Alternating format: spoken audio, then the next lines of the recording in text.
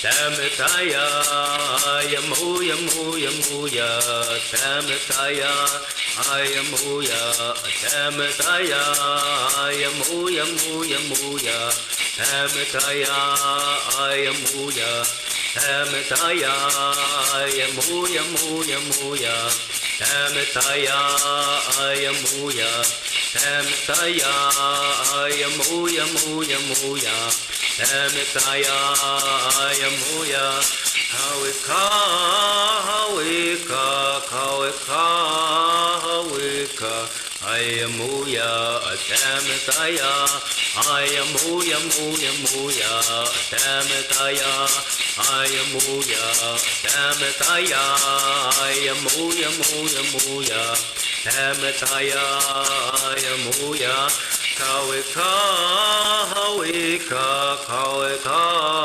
Hawika, Ayamuya, Tamataya, Ayamuya, Muya, Muya, Tamataya, Ayamuya, Tamataya, Ayamuya, Muya, Muya, Tamataya, Ayamuya, Tamataya, Ayamuya, Muya, Muya, Tamataya, Ayamuya, Tamataya, Ayamuya, Muya, Muya, Tamataya, Ayamuya, Kawika, Hawika, Kawika, Hawika, Ayamuya, Tamataya, Ayamuya, Muya, Muya, Tamataya, Ayamuya, Tamataya, Ayamuya, Muya, Muya, Tamataya, Ayamuya, Kawika,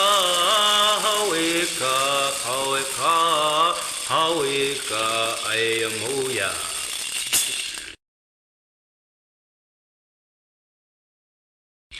Nep, nep, ya, kaya, se, ka, tame, piska, via, tame, pacha, via, hi, ha. Nep, nep, ya, kaya, se, ka, tame, piska, via, tame, pacha, via, hi, ha. Nep, nep, ya, kaya, se, ka, tame, piska, via, tame, pacha, via, hi, ha.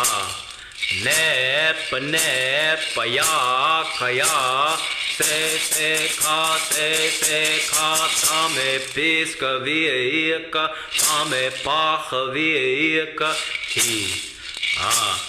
Nep, nep, ya, kaya, se, ka, tame, piska, via, tame, pacha, via, hi, ha.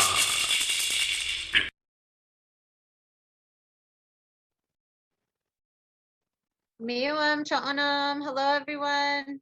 Thank you for coming to our continuation of our California Indian Day celebration at Valley Center Palma Unified.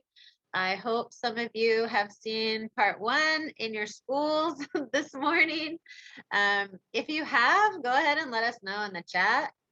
Also, if you weren't able to see our part one presentation at your school, let us know that as well. That information helps us. So we are going to open our continued California Indian Day celebration this afternoon with Jake and Dakota Hakome. They're going to introduce themselves, but they are some awesome young people from Mesa Grande, and they have a prayer for us. And so let's let them open us in this good way. Oho. Akatipai, Nyaje Kakome, Nyatmukopai.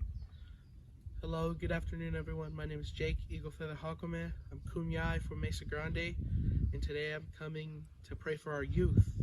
I want to say, my Hawk Creator, today I'm praying for our youth, for those who feel sad, anxious, for those who have anxiety, for those who are excited and feel good every day. Creator, I want to ask that you watch over the ones who are being abused, whether it's physically or mentally. Creator, I want to ask that you put someone in their lives. I also want to ask for you to watch over everybody, all the youth. You know, we're the next generation rising. And I just want to ask for you to open up our eyes so that we may learn to accept guidance. And I want to ask you to give us the strength and courage to continue our days, to wake up every day, and that you lead us away from the parties and the drugs and the alcohol. That's not good for our people. I want to ask you to continue giving us voices to speak about issues that's going on these reservations. And I want to ask for forgiveness for all of our youth, because we need guidance from our elders. And I want to end my prayer with that. Today I'm going to be singing some songs called To Cook. To Cook is Kumeyaay Bird, and I hope these songs help guide our youth in the right path. And my teacher is Paul Cuero from Campo. This is the song style I was taught. This is how I was taught to sing, and hope you guys enjoy the songs.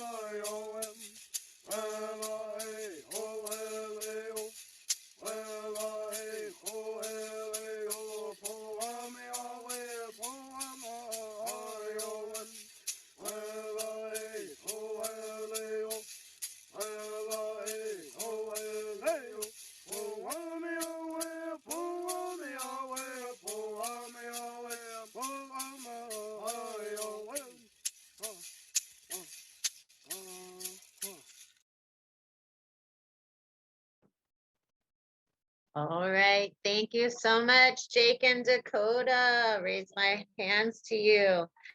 Thank you so much for your prayer, Jake. I really appreciate Jake and his wisdom as such a young person, recognizing that the young people and the older people need to work together, right?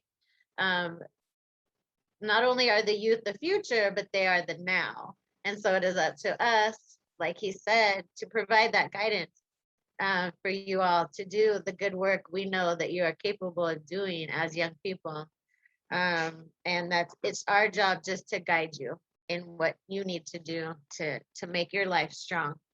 So thank you, Jake and Dakota of Mesa Grande. And we want to say hello again to our students on the line and our friends and relatives. I think there's some friends at the ACES tutorial at Palma School. So I want a special shout out to you guys and everyone on the line. Of course, thanks for being here. And a shout out to our new storytellers, Quila and Abelica. We want to thank you for joining from Sacramento.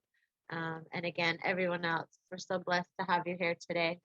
We're just going to talk about the agenda a little bit. It's going to be a nice time gathering together in this way. And also, we have a lot to share with you. So if you know people who are not in the room right now, you might want to take this opportunity to send them our link. And we'd love to have them in the room. We just had our opening and we want to talk about our agreements while we're in the room. If you guys want to share something or have something to say, we're going to have some interaction time, some questions and discussion. So please, you're welcome to raise your hand. We have Miss Melissa, Miss Callie, Miss Cassie, Miss Priscilla, Miss Esmeralda, all making sure we see you in the chat and that we can be here to respond to you and let you also participate along the way. So use those features. And also, if you like something, go ahead and use those features or reactions to send us hugs or give us claps or give the young people who are in the presentation some shout out and support. So we're going to have talk about some California information. Those of you who didn't see the 30-minute part 1 video, we will make that available online at our YouTube channel. So please go back and watch it. But some of the content we have is piggybacking on the earlier part 1. We're going to have some friends from IHC, Miss Amanda, Mr. Pedro. We're going to see some shout outs from our local education centers. We are going to have more intertribal bird singers. So if you are a dancer or a singer, please sing along. Please dance with us and put that good medicine out into the universe. It's something that we really need right now. And we're going to see some ideas about staying healthy, hear a shout out from our Title VI co-chairs, talk about some environmental and social justice and ways we can be involved with environmental and social justice in ways that will positively impact our certain communities. And again, put good medicine into the universe, and that impacts all of us, Native and non-Native. And we're going to have a presentation from Miss Esmeralda and Miss Priscilla about some medicine. And then we will be closing out with some Res Beats performances from our local communities. So we're super excited. All right. What do we have next, Miss Callie? All right. Our Rincon Youth Storytellers are the ones part of the Rincon Indian Education Center who bring you this California Indian Day celebration at 4 out of the 8 school sites at Valley Center School. We've been doing that for 15 to 20 years. I can't remember. But we're super grateful to our storytellers. We are as grateful to be able to meet you all in this good way. Even if we can't be in person, what is important is that we put this medicine into the universe, and that it flows onto all of you. Whether people are here in the space or not, the medicine is getting out. So we're grateful to be able to do this work. Thank you. And again, we're usually responsible for bringing these presentations in person. I do know the official California Indian Day was last week, last Friday, but we were grateful to have this virtual opportunity so we could bring it to you a few days later so our staff could have some California Indian Day self-care as well. So thank you. We had tried doing a poll, Miss Melissa. Did we have some participants in our poll? Okay, so we asked how many tribes are in the state of California? And let's see, we had different responses from 15 to, let's see, actually, most people said 110. And some people said 247, but the majority I get at 71% was 110. You are correct. Woo woo. There are 110 tribes in California, and that is important because last year there was 109. As our tribes are petitioning for federal recognition, they are being, the government is recognizing them. So we are sending many prayers to those tribes who are still petitioning for what is theirs, that they should be recognized as survivors. So yay, one more tribe this year. Okay, so how many tribes in San Diego County? Yes, 57% of you said 4. You are correct. If you know them, please put them in the chat. And if you're putting them in the chat, it should be the Kumeyaay, the Payom Kowicham, the Kupeño, and the Cahuilla. So those are the original tribes. Our next question, how many reservations in San Diego County? Almost tied, 43%. That is tied, 43% and 43% of you said 14 and 18. So 18 is the correct answer. Those are 4 tribes divided into 18 reservations. So it is incorrect to say that each reservation is a tribe. Each reservation is a band of the 4 tribes. That is the correct way to describe our reservation. And who are the predominant or highest population of tribes in the Valley Center area? Let's see, 57% of you said Payom Kowicham and Kumeyaay. That's right. So we are the most heavily populated tribes in the Valley Center area, but of course we do have our Cahuilla and Kupeño friends out in the mountains. And then what is the Payom Kowicham word for people? 86% of you, look at you, said Atachum. That's right. Atachum. The other response was Ya'ate. Ya'ate is, I believe, a way to greet you in Dene. I don't know if it's the exact hello translation, but it's a greeting in Dene. And we learned that from our friend Aaron. Do all San Diego County tribes speak the same language? 100% of you said no. Good for you. We do not speak the same language. Most of us speak Yoto Aztecan-based language, but the Kumeyaay, I believe, are Aztecan-based language. Does somebody know? If you know, in the chat, please. Or Yuman? Yuman, maybe. Okay. Which 2 tribes were relocated to this area from a nearby location? 71% of you said Paula, which is Kupeño. That was the other 57%. And Kumeyaay, yes. So the Paula or the Kupeño were removed from Warner to Paula. So the Paula and Kupeño answer is correct. I would only say Paula maybe, also to remember that the Luiseño or Payam-Kawicham people were already at Pala when the Kupeño were brought to live among the Payam-Kawicham. And then the Kumeyaay were removed from, does anyone know where? You're welcome to put in the chat if you guys do. The Kumeyaay were removed from what is now called the Wild Animal Park, right? Wild Animal Park, Safari Park. So that was their homelands, the Kumeyaay who are here in Valley Center. That's where their original homelands are, and that is still their homelands. Just because it is occupied by someone else does not mean it is not their homelands. And which local tribes traditionally sing bird songs? Kumeyaay, Payam-Kawicham, and Kuya all got the same amount of votes. The Kumeyaay and Kuya are traditional bird singers.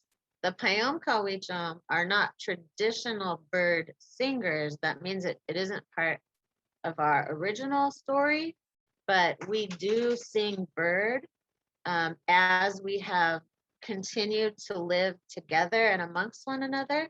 And that's where we get our intertribal type bird singers. And we are grateful to our Kumeyaay and Kuya folks who share their gift and their songs with us. Which tribe are powwow a custom of? So some of you said Kuya, but traditionally our area tribes are not powwow tribes. That more comes to us from the plains. And I'm not a powwow expert. And I couldn't say, since I'm not Kuya, that they don't traditionally have powwows, but to my knowledge growing up, we weren't powwow people. But we do, again, engage in powwows with our relatives who have been in the powwow arena for a long time. So, and we're grateful to also to participate in that custom. And none, 57% of you did say none of the above. I'm just saying that now. So yes. All right. The website Protect Hawk, is it Hockamwe? Hockamwe.org is advocating for protecting which of the following traditional lands from lithium mining and water contamination. So 57% of you said Dene, 29% said Wallapai, and 14% said the Ute. So while the Dene, Hopi, or Ute might be having some environmental justice challenges, the actual Protect Hockamwe is about the Wallapai Nation. Right now, the Wallapai Nation, if you go to protecthockamwe.org, they are protecting their lands from lithium mining. So you can learn more about them. And we're going to talk more about them later with our friend Bobby Wallace and Miss Melissa. So thank you guys so much for participating in our poll. If you have any questions about those questions or comments, please put them in the chat. And if you have information to build on any of that, again, please put it in the chat. We're always wanting to learn what you all know also and build our knowledge base when we're together. Miss Kelly? All right, so piggybacking on all of that information, this is our little bear paw. Just doesn't exactly look bear paw-y at this juncture, but so these are just our local tribes in our area, or reservations, excuse me, our tribes and reservations. And again, there's 110 federally recognized, 575 before the one got recognized this year. It was 574, and 87 are pending. And a few years ago, when we started really talking about these things, it was 84. So 3 to 4 more tribes have filed for recognition. So we want to give them all the strength and prayers to continue their fight for recognition. So in our area, the Payam Kawicham, also known as the Senyo, their word for themselves is Payam Kawicham, which means people of the West. And their word for people, just the people, the Payam Kawicham people, is Atahum. Atahum. And these are my family members, so raise my hands to them. Thank you. And then again, the word for ourselves is Atahum, and our language is called Chamtela. So if you've seen the 30-minute presentation during your school hour, we had shared some language about school, our friends, and our family. So if you missed that, we're going to be putting it in the chat, and you guys can go back and watch it later today or on the weekend or whenever's convenient for you. But it has a lot of good information and some local leadership who did some awesome shout outs. So again, if you missed it, please go back and watch it.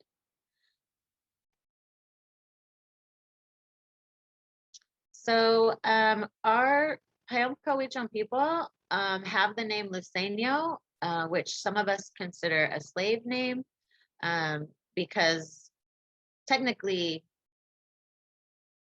that's not the name we have for ourselves. And the Spanish named us after the San Luis Rey River, which the river itself is named after a king in France.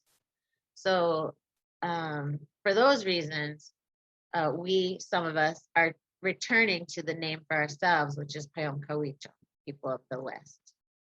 And or some people prefer Atahum, and then some people just prefer being called by their band, so, or family name. And all of those options are okay. We just want to be mindful to always ask people how they identify, and then respect that, and then recognize them as how they identify. Coming up next, we have Miss Priscilla Ortiz. She is Rincon and Santa Isabel, and she is going to be talking about our tobacco use prevention education.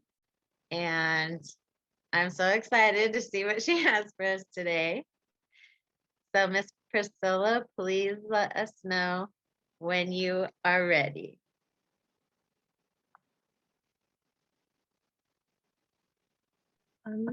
Okay, can you guys see me and hear me? All right. I can't So, see her. Okay, now I can. am I spotlighted? Yes. All right. Take your spotlight, Miss Priscilla. It's been a minute since I've been on camera, so I might say and like a lot. So just bear with me. So hello everyone. Me, I'm Chotanam, Nothing Priscilla known Washnai PE Pi Nation. Santa Isabel, known Tupi Program, Noquan, Patty Duro, Antoinette Duro, and John LaChapa. That was very quick, but I only got 10 minutes. So hello everybody, my name is Priscilla Ortiz. I am from Rincon in the Ipai Nation of Santa Isabel. I am part of the Tupi program here at the Ed Center. And my grandparents are Patty Duro, Antoinette Duro, and John LaChapa. And like Miss Amy said, I wanted to talk to you guys about the Tupi program that we have here. TUPE stands for Tobacco Use Prevention and Education. So our main goals of this grant with our program is to talk about the sacredness of our traditional tobacco plants, but also highlighting the detriments of commercial tobacco on tribal communities. So the first thing I want to talk to you guys about is actually the history of tobacco. So before tobacco became such a worldwide substance, it was only used, cultivated, and harvested by indigenous peoples in the Americas. So prior to the 1400s, it was never used as a substance. It was never used addictively or In that sense, it was solely used to pray to Creator, to offer blessings, to be used as an offering to animals and other plants that were gathering. But after it was discovered, it was brought to Europe first, and people, when they would see these voyagers, because it was the voyagers who stepped off from Spain that brought it back to Europe. And when they were seen smoking or inhaling it, and that black smoke coming out, it just scared a lot of people, mostly people of the church and of that community. So with anything that's kind of like frowned upon at the church, it becomes popularized, right? So tobacco and its effects, because tobacco is kind of like a stimulant. It kind of relieves stress temporarily, and it's addictive. So when people started smoking tobacco, it was very popularized because they got addicted to it really quick. It was a new substance. It wasn't anything like alcohol or the medicines that they had been. So over here on my timeline, I'm going to refer to it a little bit. So like I said, in the 1530s, that's around the time it got to Europe and it started getting cultivated as an actual crop. They were learning how to grow it. There's a few years of failed crops that went around Europe. But around the 1530s is when they found, you know, the right soil and the right type of area to grow that stuff into. And it became so popularized that even European doctors were publishing works that said tobacco could cure ailments like toothaches, lockjaw, even saying that it could cure cancer itself, because that is something that just naturally, you know, occurs within the human body. So it's not like cancer was something that was brought with tobacco, it was something that was always there. So yeah, European doctors were falsely claiming that it would cure. There was no proof at all. They just wanted it to be passed, you know, by merchants and the tax people.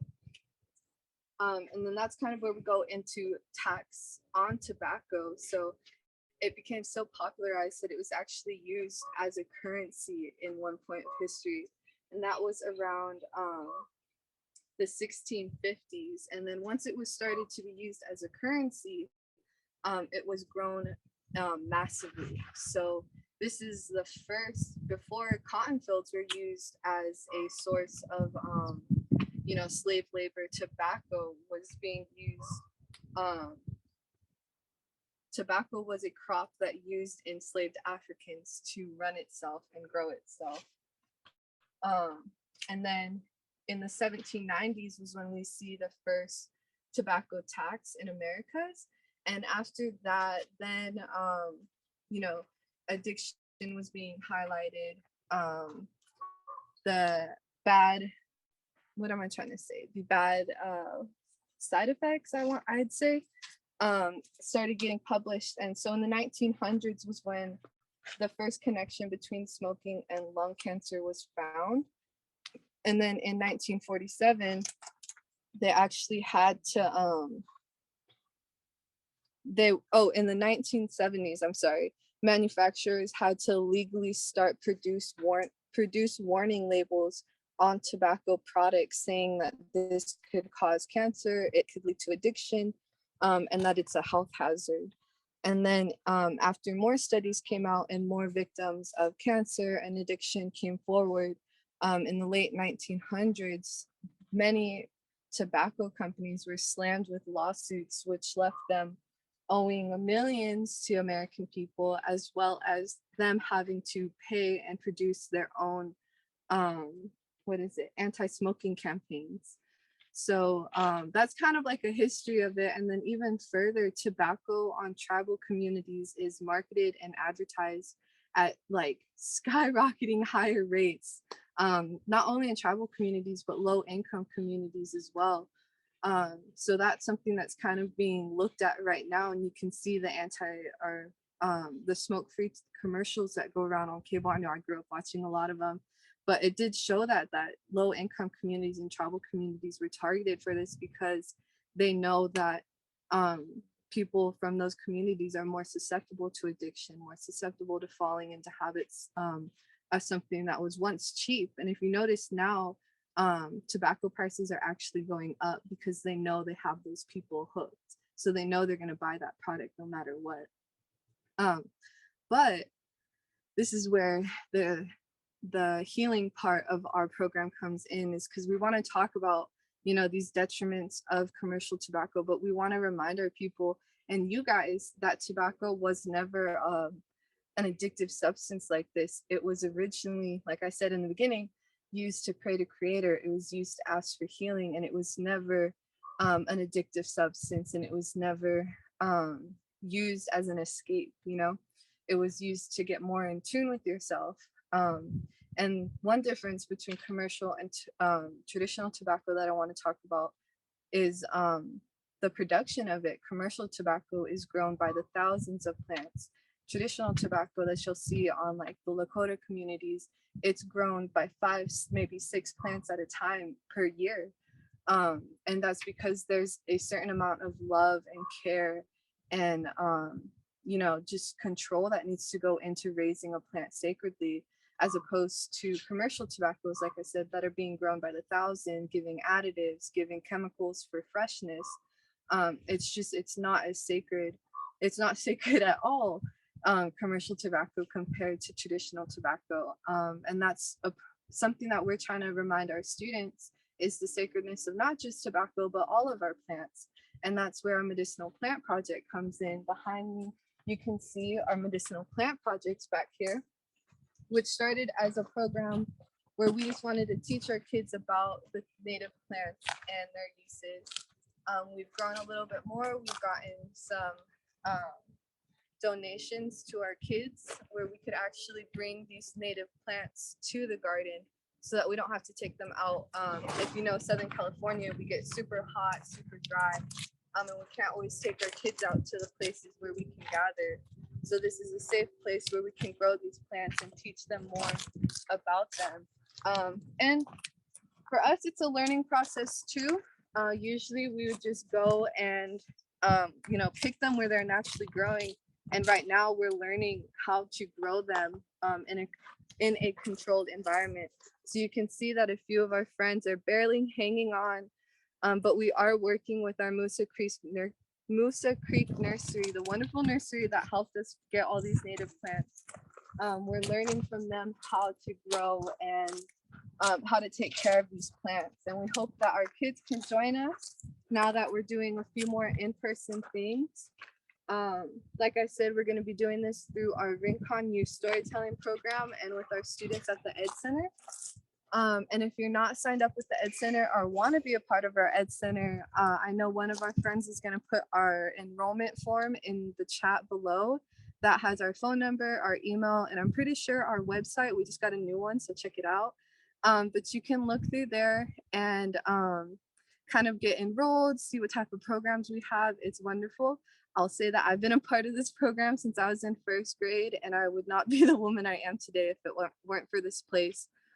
So definitely, if you want your kids to be just educated or have a safe place to express themselves and learn their culture, definitely send them to the Rincon Indian Education Center. We're always looking for more students, volunteers, to do things like this and learn, you know, things like this and be a part of us. So I want to thank you guys for your time. I will be back later with Miss Ez for a little yucca competition, but I hope you guys got some good tobacco information from me, and I'll pass it back to you guys in the main room.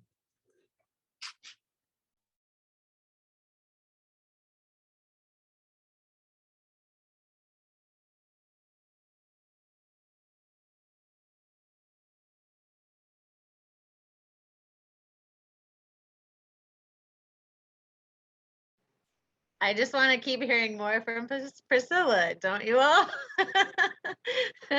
She is an awesome young person.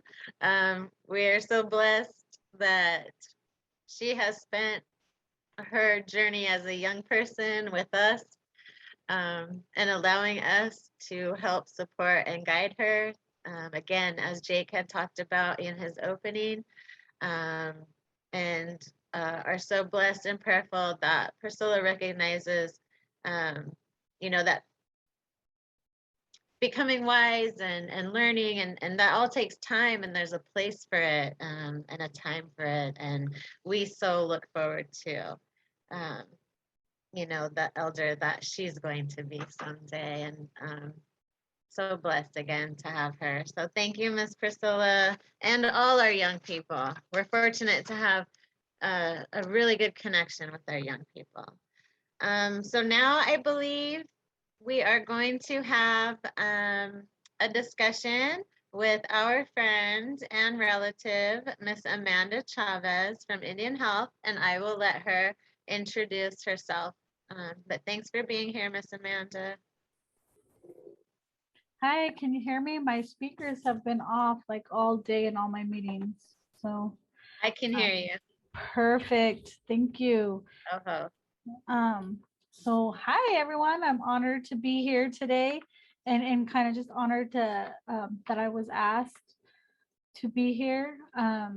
So let's start there. So how come? My name is Amanda Chavez. I'm from the San Pasqual Reservation. And like I said, I'm just honored and that I was invited to be here and just introduce myself and share a little bit about my journey. I'm coming here as a mom, a sister, a daughter, a friend, an auntie, a cousin, and now as the first ever behavioral health director who is from this area to serve in this capacity. So I feel as though, I'm humbled to be able to have a seat at the table that a lot of the times we haven't been able to have that seat. And so I'm very grateful to be here. 1 second, someone's walking in my door.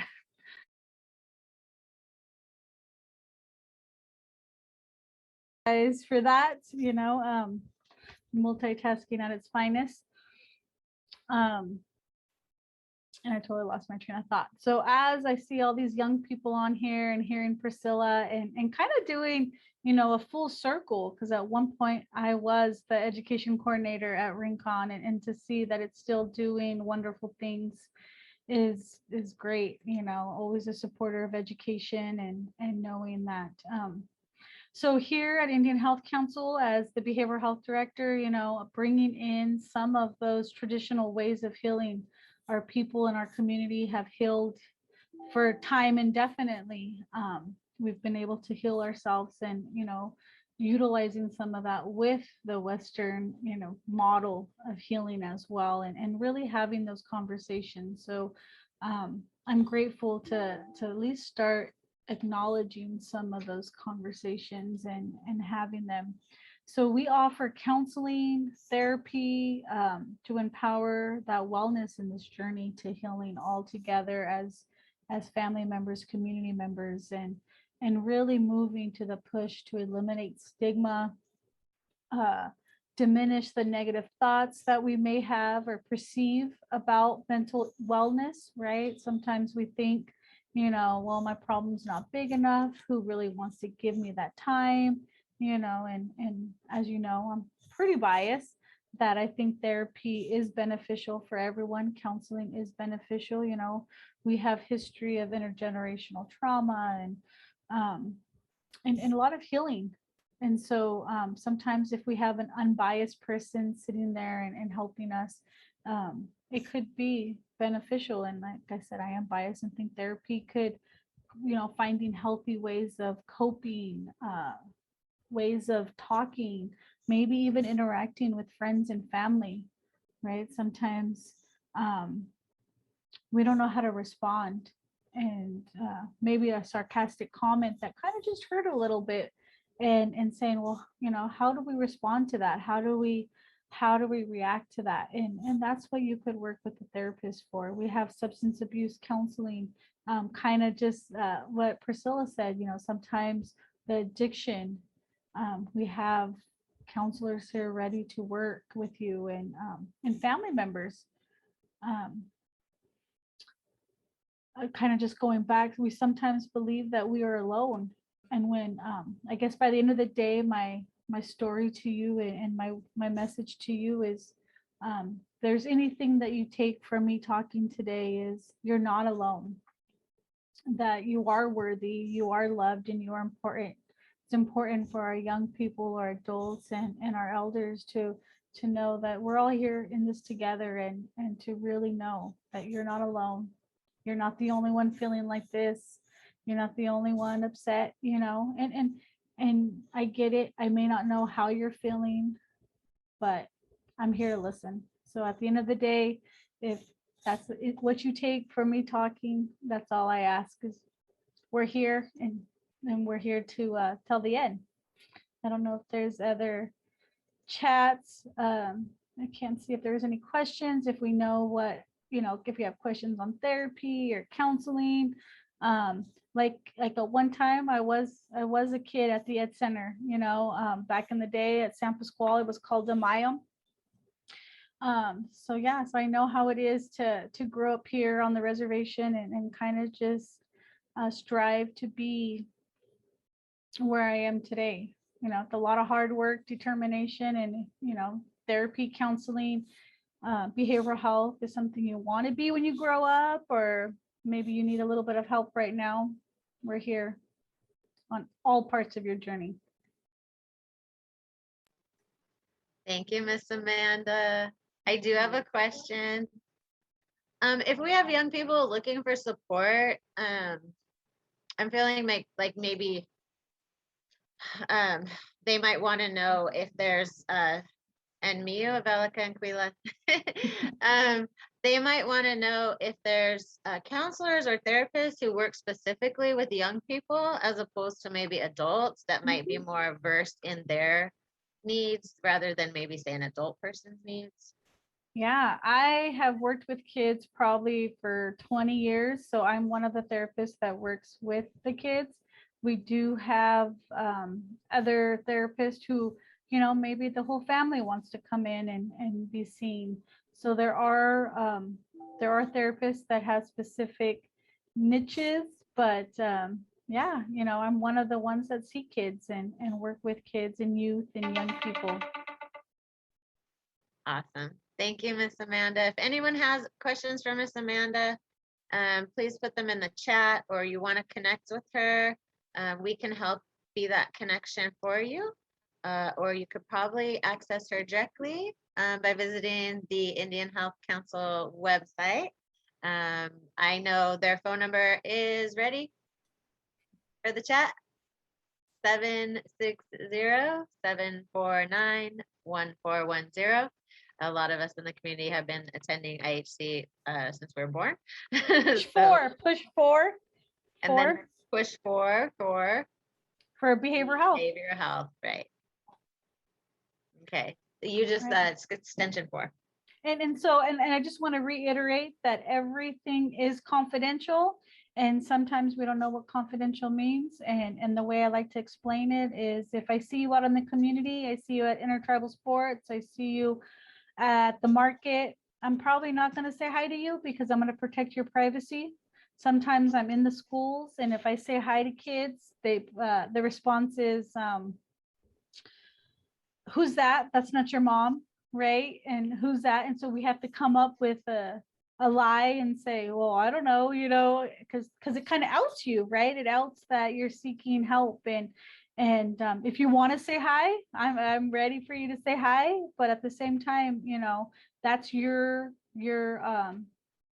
option, and you're right. And you're to say, today I don't want to say hi because of that stigma of mental health, and that's all okay. And to the point where I know sometimes there are conversations on, well, if I tell you, it's going to end up in the community, right?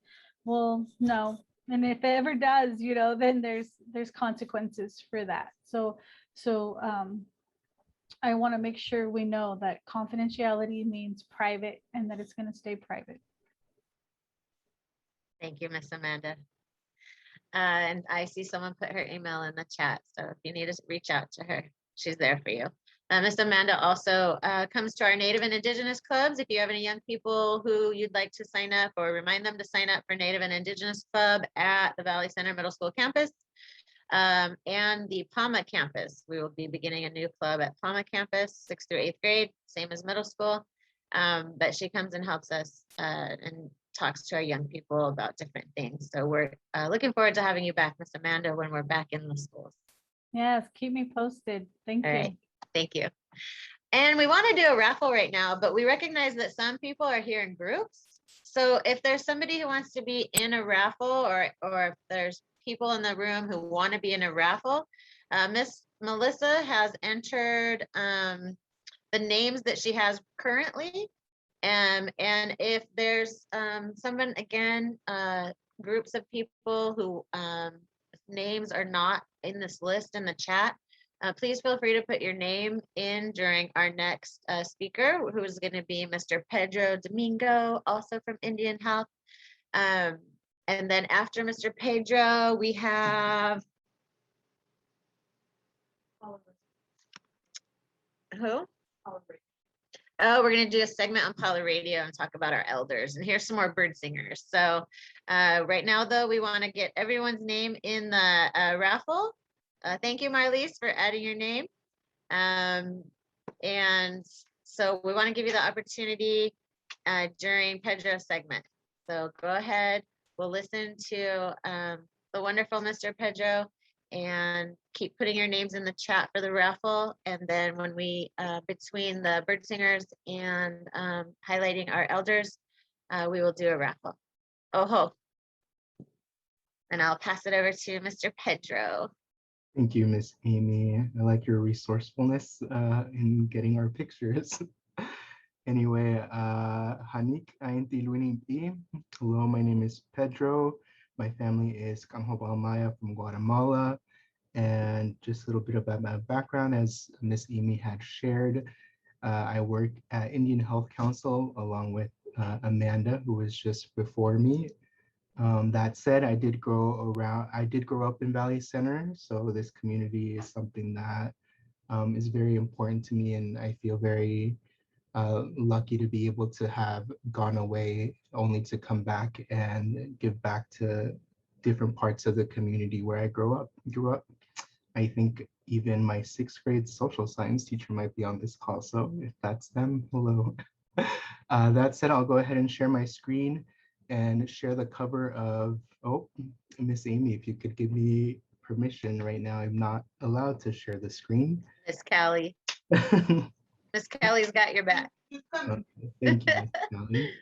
So I'll go ahead and share my screen, and I'm going to be reading an excerpt of a poem just to get y'all ready for kind of like the Res Beats review at the end. And for California Native American Day, originally, I believe the purpose of having the day is to recognize more specifically tribes and people that are indigenous to the area or state of California themselves. Nowadays, because of migration and relocation and need for people to move out from their original places, we can now find different types of indigenous people here residing in California as well. That said, I'm going to read a poem by Erica Guzman, who at this time, I believe these poems were written about 2017. Wrote this from Sherman Indian High School. She is Akimel Otham, which is Pima as well as Mexican. So I'll go ahead and start. Yaate, I listen closely with my Pima ears to what my northern roommate has to say. She remembers I am not her kind, a Dene. Sorry, I forgot you were. She was embarrassed. No, go on. Tell me what you were going to say. I had no idea what she was saying, but I listened to her beautiful words anyway. I wish I had been able to speak as freely as she did. My tongue was trapped and I could do so little. This is what they had wanted. I had been envious of what she had, and it wasn't until later that she learned how lucky she had been.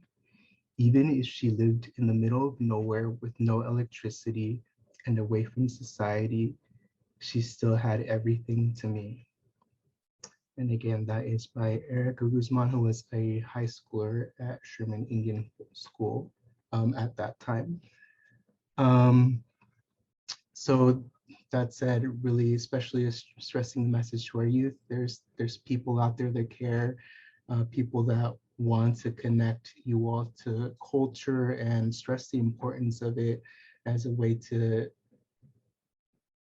not only build pride, but really see like the importance of how it is that it's something that keeps driving us and a reason why we're still alive to this day. If you aren't all aware, this month was Suicide Awareness Month. So I want to go ahead and provide some resources that are not only relevant to suicide, but specifically my project does things like substance abuse prevention. We have an upcoming event next week as well as one next month. They're both the same, so feel free to take pictures or screenshots. As well as we are looking for youth that are local to be part of the Youth Advisory Council here for a commercial tobacco prevention project as well. And we are looking for youth ages 16 to 21, and they do get a stipend, which means they do get some money for participating. And last but not least, also promoting what Miss Amanda had said before that. If you need help, there are people here and resources on top of the phone number she gave. We also do have a helpline here at the Clinic for Behavioral Health, and that is 760-751-6004. And it could be reached Monday through Friday from 8 a.m. to 4:30 p.m. And some last parting words from some of our other staff that couldn't make it today, especially given that it is Suicide Awareness Month, is that it's okay to ask the question. So make sure to reach out to your friends or family and help them find the help that is necessary for them as well as for yourselves if it comes to that. That said, I think I'll go ahead and pass it back to Miss Amy. Thank you, Mr. Pedro, so much. And again, for always supporting our programming efforts, and we're super grateful to support you in yours. And thank you for the poem. I think what some people, a lot of organizations like to use the word resilient is the new buzzword, right, in community health. And for our people, we just call it getting through, right? We've gotten through since people first came to our homelands. We've been getting through, and science has a word for it now, but it just really is our strength and our determination and the knowledge that the Creator put us here for a reason. We are meant to be here. And so I believe for me, that's what gets me through, is that knowledge, the strength of my family. And so, yes, thank you. Native Strong, everybody, right? Thanks again, Mr. Pedro. So are we in a good place, Miss Melissa, to do a raffle? Okay, so let me show you what we have. We have some hats here, and we have some books. This is an awesome book by Jerry Teo. If you don't know Jerry Teo, he is a storyteller and youth activist in LA, and it's called Recovering Your Sacredness. And so what else do we have? We've got some old calendars, but they have awesome pictures. So those we're just gonna give to everybody who gets a raffle. We've got some Native Strong stickers from our friend at where? Native Threads, what's it called now? I think it's Native Threads, or it used to be. Smoking Signals now, Smoking Signals. So some giant laptop stickers. And we also have some Resbeats tees, which are the strong indigenous. And then we have some MMIW shirts. So let's go ahead and have Miss Melissa draw a name for us. If you've all got your names in. Oh, she's so fancy. I know. Where's our drum roll? Drum roll.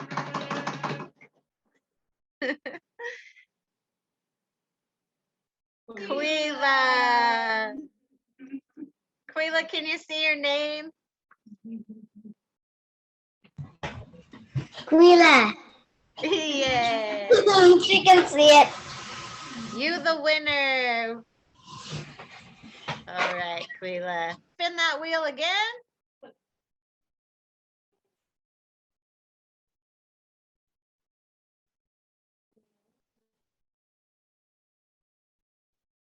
Yay, Naomi.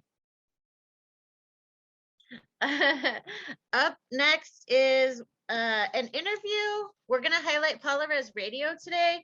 Let me know in the chat if you've listened to Paula Res Radio. It's 91.3. Unfortunately, when you're in the car driving through Paula, it only works in Paula. But we wanted to highlight them because our friend Eric Ortega, who is from Paula, is a DJ there, and he does amazing interviews with local elders and other people who are making a difference in the community. He also does language classes, or language, not classes, but he'll highlight language from the area. So if you're Kupa or you have relatives who are Kupa and you're interested in learning their language, he'll have phrases, like weekly phrases. So I put one in here. It says Chamesh Atahum Kupanga, and it means we are people from Kupa. Because I'm Payam Kowicham, I don't study Kupeño, but I think it's an awesome resource for those of you who are looking to get more connected to your Kupeño people. And Eric did a interview with Sam Reed, who is from Paula, born in Paula, but raised in Rincon. And he's very important to our storytelling program in that he had the foresight to allow the folks who were running the Ed Center 25 years ago, before we came on board, he allowed them to record stories that he had learned for us to come behind him and then keep those stories moving forward with our young people. So we're super grateful to Mr. Sam Reed. I am part of our Fiesta committee here at Rincon, and so our job every year is to hold space for young people, to run the children's games, to promote culture every August. It's the third week in August. If you want to put it in your calendars, we just had our Fiesta, first one post-pandemic. It was very successful, so we're grateful to do that work. So we're going to listen to a little interview. It's 4 minutes of Mr. Sam talking about what fiestas used to look like when he was younger. And we're really, again, appreciative of his foresight and his willingness to be the kind of elder that's willing to leave the information with us. And we really honor him for having that wisdom. But before the interview, we are going to hear some bird singers that were part of his segment. And they are our friends, Wayne Nelson's group. They are called Intertribal Bird Singers. So if you haven't heard them, put them on your radar whenever you see them on a flyer or something. They are what you'd call local celebrities here. And we really want to support the work they do. First, we're going to hear from the bird singers. If you sing again, you know these songs, please sing and fill yourself with that medicine. If you are a dancer, please dance, fill yourself with this medicine, and put it into the universe. And again, if you're not familiar with bird singing, please just open your hearts and accept the medicine that's coming your way. All right, so go ahead, Miss Kelly.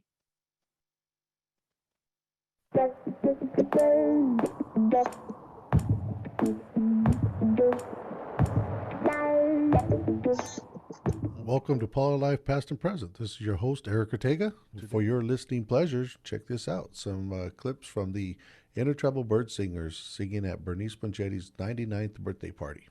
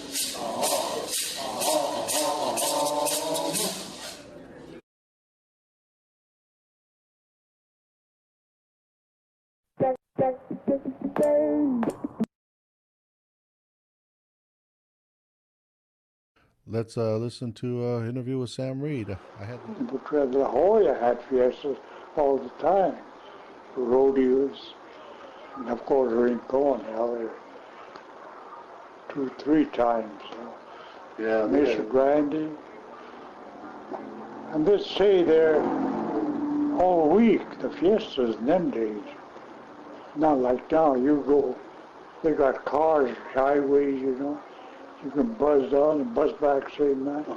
Them days we used to go in the wagon from here to Saboba, going Friday morning early, and then my William Collette and Claudina later down in the back of the wagon, and go start out early in the morning, head up to Saboba. Get there just getting dark. Really? Take all day, huh? Yeah, take all that. We jump off the wagon, run along, and jump back on. Because the horses just walked mainly. They didn't. Yeah, we stopped there in different places that he knew, you know. Give him water, and give him a little break, then take off again. What route did you take to get up there? Well, it's way different what it was then. Yeah, imagine. Yeah, well, we went up there regular. The old road's still there, up to about Pichanga and No. Temecula. Did you go up McGee Road or No. the Paula Temecula Road? Yeah, Temecula. Paula Temecula Road. Up that way. We didn't go back. We went straight out, but you could see when you get to Winchester, we still way east of about a mile. There's an old road that used to go by there. It wasn't straight, not like it is now. And we get to Hammond and right into Saboba through the back way. And he knew Luke was there, the Luke family. And they knew we were coming, and we'd have the horses, feed the horses, and everything. He'd put them away and invite us to eat and all that. They'd take care of us, you know. And then come down here Rincon, where they had fiestas there. But fiestas in the old days was very different what it was, because they stay all week. But the fiestas in the old days was, people would greet you. That was really before my time even.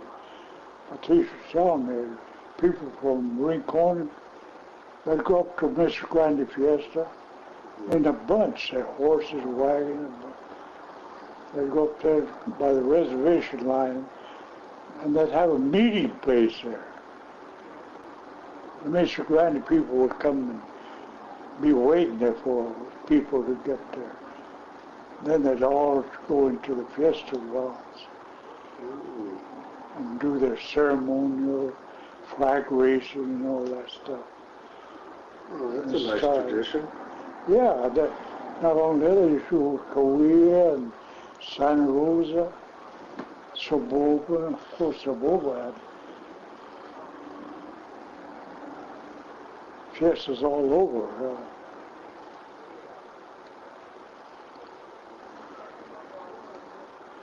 Yeah, that seems like a nice tradition, greeting the people. As you can see, you know, I could see where they would all come in a bunch, being it was such a long Yeah. trip.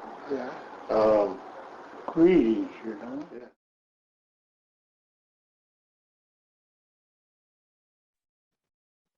So, am I on? Yeah. All right. That was Mr. Sam Reed and Mr. Eric Ortega, the late Sam Reed. Like I said, he's very important to us, to our work. Part of showing that to you all is to encourage you to speak to your elders. You know, an elder, I know some people, we also have mentors, right? Maybe they're not above the qualifying age for elder, but they're mentors and they have a lot to share with us. I have mentors who are younger than me because, they specialize in things I don't specialize in. And but to me, I honor them because I honor their knowledge, the time they took to acquire this knowledge. And so they're still people I look up to, right? Even though they might be younger than me. But we do still have people in our communities who are willing to share this knowledge and to not take it with them. And they want to speak to you. They want you to keep telling their story. I love that he ran along the wagon. My grandpa took my mom or my grandma to San Diego on a wagon from Rincon to San Diego. So I imagine him riding to Saboba up the Paula Temecula grade in his wagon, and then my grandpa taking my grandma to San Diego up these 2 grades, right? Valley Center and Escondido, to have a baby in a hospital, which was my grandma. So I want our children to know these stories and want them to be part of our healing journey. It's really important, again, being a member of the Fiesta Committee, that we understand how our fiestas work and where they come from. In part 1 today, if you missed part 1 during the school time, we talked about how our fiestas kind of came to be. They're through 2 different ceremonies, one called the Notush and one called the Katumet. And so today our fiestas combine both of those ceremonies. And that's why we do certain things that we do at our fiestas. And one of those you could hear Sam tell us was support each other. We would go in large groups over to our neighboring relatives and reservations, and they would be there waiting for us. They would feed us, take care of us, and they would last a week. And I heard they even lasted longer prior to that time, prior to the contact time, because we didn't have 9 to 5 jobs to go to. We could spend weeks of time just being together. And I feel like what's happened to us through this colonial system, settler system, is that we've been encouraged to divide ourselves and to only service each other or our own people, right, with resources and things like that. But traditionally, that's not our way. Our way is to share resources, and our way is to support one another. And our way is to be in community with one another. And so we'll talk more about that theme as we go along, but I know Jake talked about it in his prayer, if you were blessed to hear it this afternoon. He said it's the young people's time to rise up, right? And we want to rise together. So I really want to thank you for letting me share that elder piece and highlight what the work that Paula Res Radio and Eric is trying to do with that medium, right? It's technology, but he's using it in a good way. And so we appreciate his work, and prayers up to Mr. Sam. Thank you guys. And I see the more information on how to access Paula Res Radio. If you can't drive through Paula, there are more ways to access. One of them is Tune In, and then you can do Alexa and Google search, iHeartRadio. So yeah, try to tune in. I'm always excited when I drive through and I catch a song in our language, or I hear an interview with an elder. Otherwise, it's usually an oldie or reggae, so, which also I'm grateful for. All right, so we have these beautiful young people, some more awesome peeps, sharing a message with us from the La Jolla Generations program.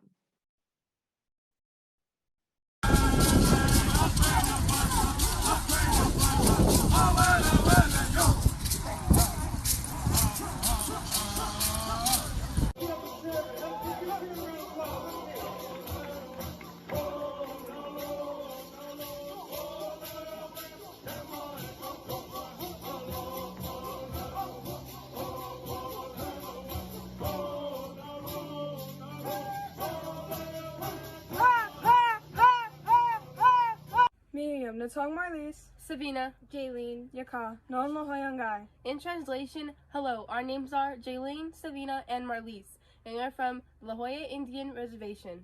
And we would like to say Happy Native American Day and stay safe.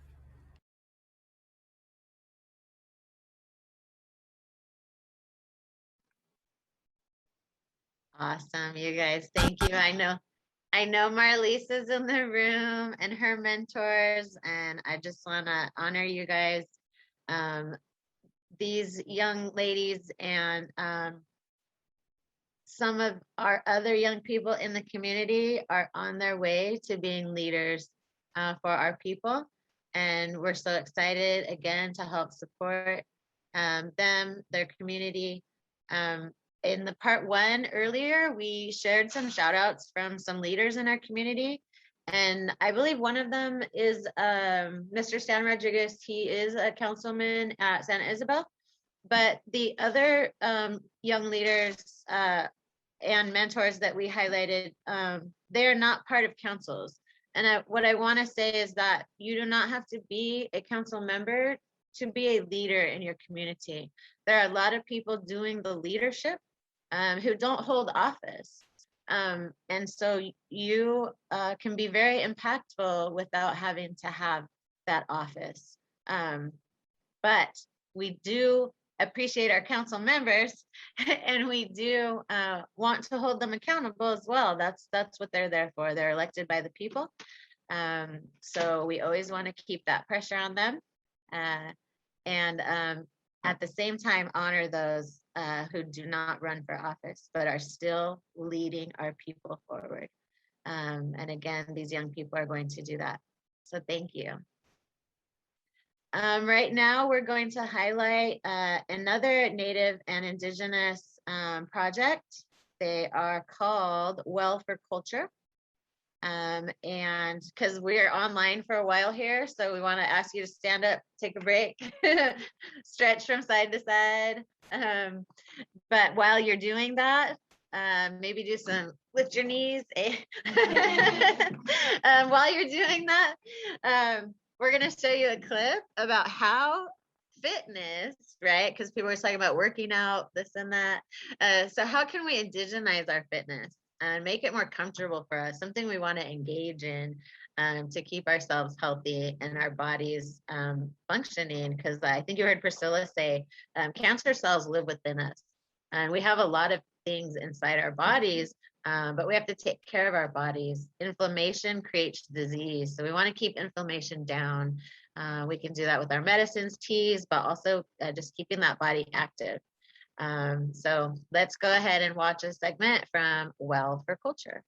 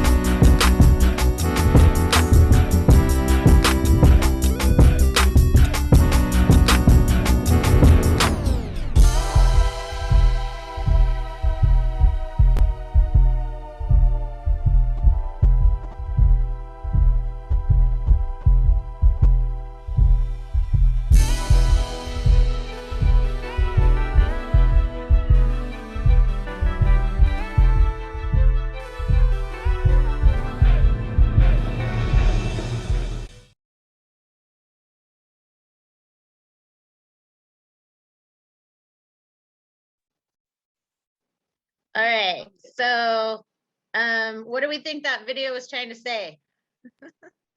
Anyone? You can put it in the chat, but I think you all understand that they're trying to remind us that we don't need to join a gym as Native, Indigenous people, and even if you're not Native, all of us together can find ways to keep our bodies healthy just by being out in our environment. And some of you that do our storytelling program might recognize this. Quila Novelica. This is our Katumet pole. It's made from this is willow. This is willow, but traditionally they were pine. The men would go up into the mountains, speaking about physical activity, walk all the way to Palomar, and then cut down a pine tree and fashion it into a Katumet pole. This is what we use at our fiestas to raise our flags on. And when I saw this video, I was thinking, I could be sitting here just like doing my arms while I'm in a Zoom listening to people. It's quite heavy. But we got it from the Fiesta Ramadas. So it's one of those tall ones that we use to build our Ramadas with. So please think about that and get outside, if not today, tomorrow, but this weekend, and make it part of your routine. And speaking of someone who's outside and been outside for a few days, we have our friend, and blessed to have our friend, Mr. Bobby Wallace, on the line. He has been, as you can see in these photos, outside walking since, he can tell me more. He does many walks a year. Every step is a prayer, and I pray you all know that, whether you're native or non-native, we should walk knowing that each step we take is a prayer. And Mr. Bobby's going to tell us about his journey and what he's been praying for with his environmental and social justice work. So please welcome Ya'ash Bobby Wallace, Brona Band of Kumeyaay. Hey, Hauka, Inchaway, Wimpayo, Setnain, Maika. Inyach, Bobby Wallace, Brona Band of Mission Indians. And it's good to be here today. The past 4 days, there's that number 4. And, that's how we believe in the number 4. And I've been up at Wickiup in Peach Springs because they want to start drilling above an old water source and create a lithium mine. And so a friend from mine up in Peach Springs, which I met during the BWalk. I told him before, I said, hey brother, you guys ever need any help with anything? You helped us, I'll return the favor to you. And pretty much I try to keep my word as golden. And he called me months ago and, was asking me and strategizing. And so out of all this months of planning, there became a walk and a run. And these things are things that we have done since the beginning also. Our people used to walk and run, and that was part of our traditional way of getting the word out there. I heard about the being in wagons, and our people used to just roam everywhere since the beginning, and traveling and meeting new people and sharing song and sharing food, from the ocean to the way out in the desert to way up north. And, we were roaming people. And so that's what we are doing. And we ran, and every footstep is a prayer when you're on these things. And every footstep's a prayer, and every stride or every mile's a ceremony. And we got to be able to walk with the medicines, carry the pipe, loaded with tobacco before, the whole way with us. And I really did get to see some incredible stuff when we were doing this. We had a bunch of youth come out and, put in their time running and taking turns and walking. And as you can see, there was some pictures there of some youth, and it was pretty just radical because they met friends for life. They got to do something that nobody gets to do anymore. And they got to camp out, and they got to visit this old hot spring that the Bureau of Land Management gave this mining company permits to puncture this water system and take away the water from that hot spring and the people down by Big Sandy River and Wickiup. And it's appalling. And that's why, you know, young people, you can do anything in life. You can grow up to be your council person. You can grow up to be the finest leader that you can. You can grow up to be a singer. You can do anything you want. You can lead people across the country. You know, right there. You know, look, I think it's one of some of the most awesome pictures that I've had because, you know, we're all sharing things, our time, our medicines, getting to know a little bit of somebody else's tradition. And, you know, I was fortunate enough to learn a little bit, just a little bit, you know, because my generation had its quirks, you know, but, you know, to be able to learn somebody else's words and their song a little bit and share a bite to eat with them after a big long run is just amazing. To see everybody jump out of a van, all for one cause, you know, and just start running at one time is just phenomenal. We went through this town of Wickiup, and the people, the non-native people, were so inspired. I put out a little video of little kids from a school, you know, that are standing there, you know, with their signs. Older folks, you know, all these are non-native people looking at the natives saying, wow, maybe these guys have a point. You know, maybe they have a point that we need water to live another couple hundred years and not poison it. And, you know, my point to all this is, you know, maybe ordinary folks can do extraordinary things. And you know what? Believe it or not, you have that fire inside you and you can do ordinary things like I have and do a couple extraordinary things too. We all have it in us. I grew up a little bit rougher than most, so I know the pain of that. But also, I know that things can change and get better. And you can take that one foot and put it in front of the other, make changes in your life and your family's history, and do a bunch of good stuff, you guys. You know, so I'm sitting here on the side of the road, and I really wanted to speak some truth like that about doing anything you can because it is true. Sometimes it might not seem like it.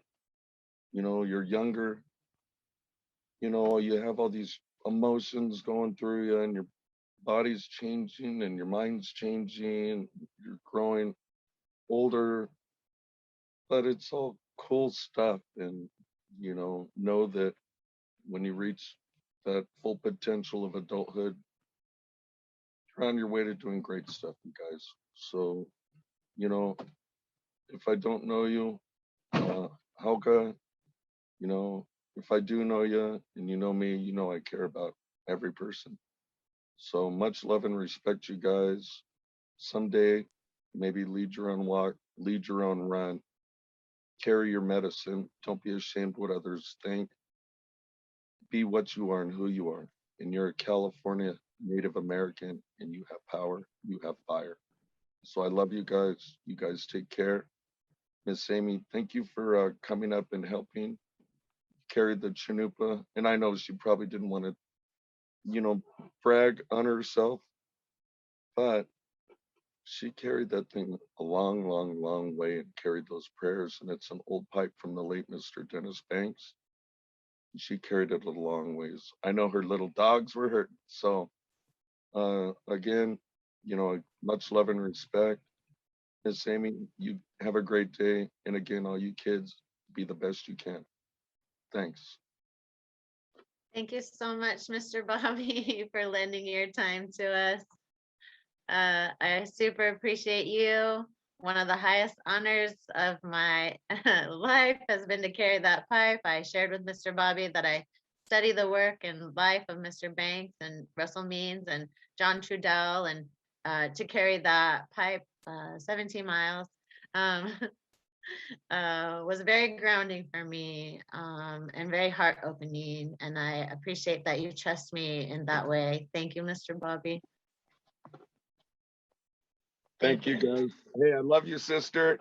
You guys take care. Hey, you guys take care. Have a wonderful day. I have these young people here I need to feed too. So Yep, we're gonna let you go, and we're with you in spirit. With you in awesome. spirit. Awesome. All right. Wow. Wow. So for those of us on the line, Mr. Bobby was talking about the awareness he's bringing to the lithium mining that is potentially, well, should the mining come, it will impact their water. They already have very limited employment where they are. I met a young 18-year-old woman who did some of the running, and she's right here in this photo on the bottom right with the black jacket on. She already takes a shuttle 2.5 hours each way to work from where their Wallapai reservation is. And you know, if their water is impacted, it will really impact just every part of their life. And the lithium batteries are used in electric cars, the flashlights, the cameras, batteries, and so we really have to rethink what it means, like, for us to have like these sources, right? These resources. So electric cars sound good, but what has to be done to get this technology, and how is it impacting Tamayawa, our earth, and the Native and Indigenous peoples of this land? And not only our people, but there are, you know, non-Native people living all around their area. This place he's talking about, Wikiup, is not in their reservation borders, but it is on their homelands. And we always have to remember that just because something is, an area is not within our border, does not mean we are not responsible for taking care of it. These lands are still ours, and we still need to be responsible for them. And so he talked about the young people. I seen a video with the woman there in the blue on the right-hand side, and yesterday, and she was talking about just the blessing of being in community with people who have the same vision, Native or non-Native, and that are protecting and bringing awareness to what's happening in her home at the Wallapai Nation. So I really thank Bobby for coming and sharing with us. If you guys want to learn more, I know Miss Melissa's been putting things in the chat. And Miss Melissa was also with us over the weekend. And if you'd like to share something, Miss Melissa, or how it impacted you, now's the time. Yeah, thank you, Miss Amy.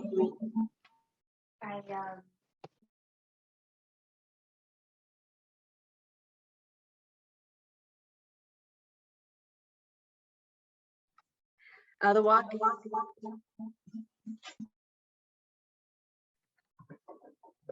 I felt really impacted.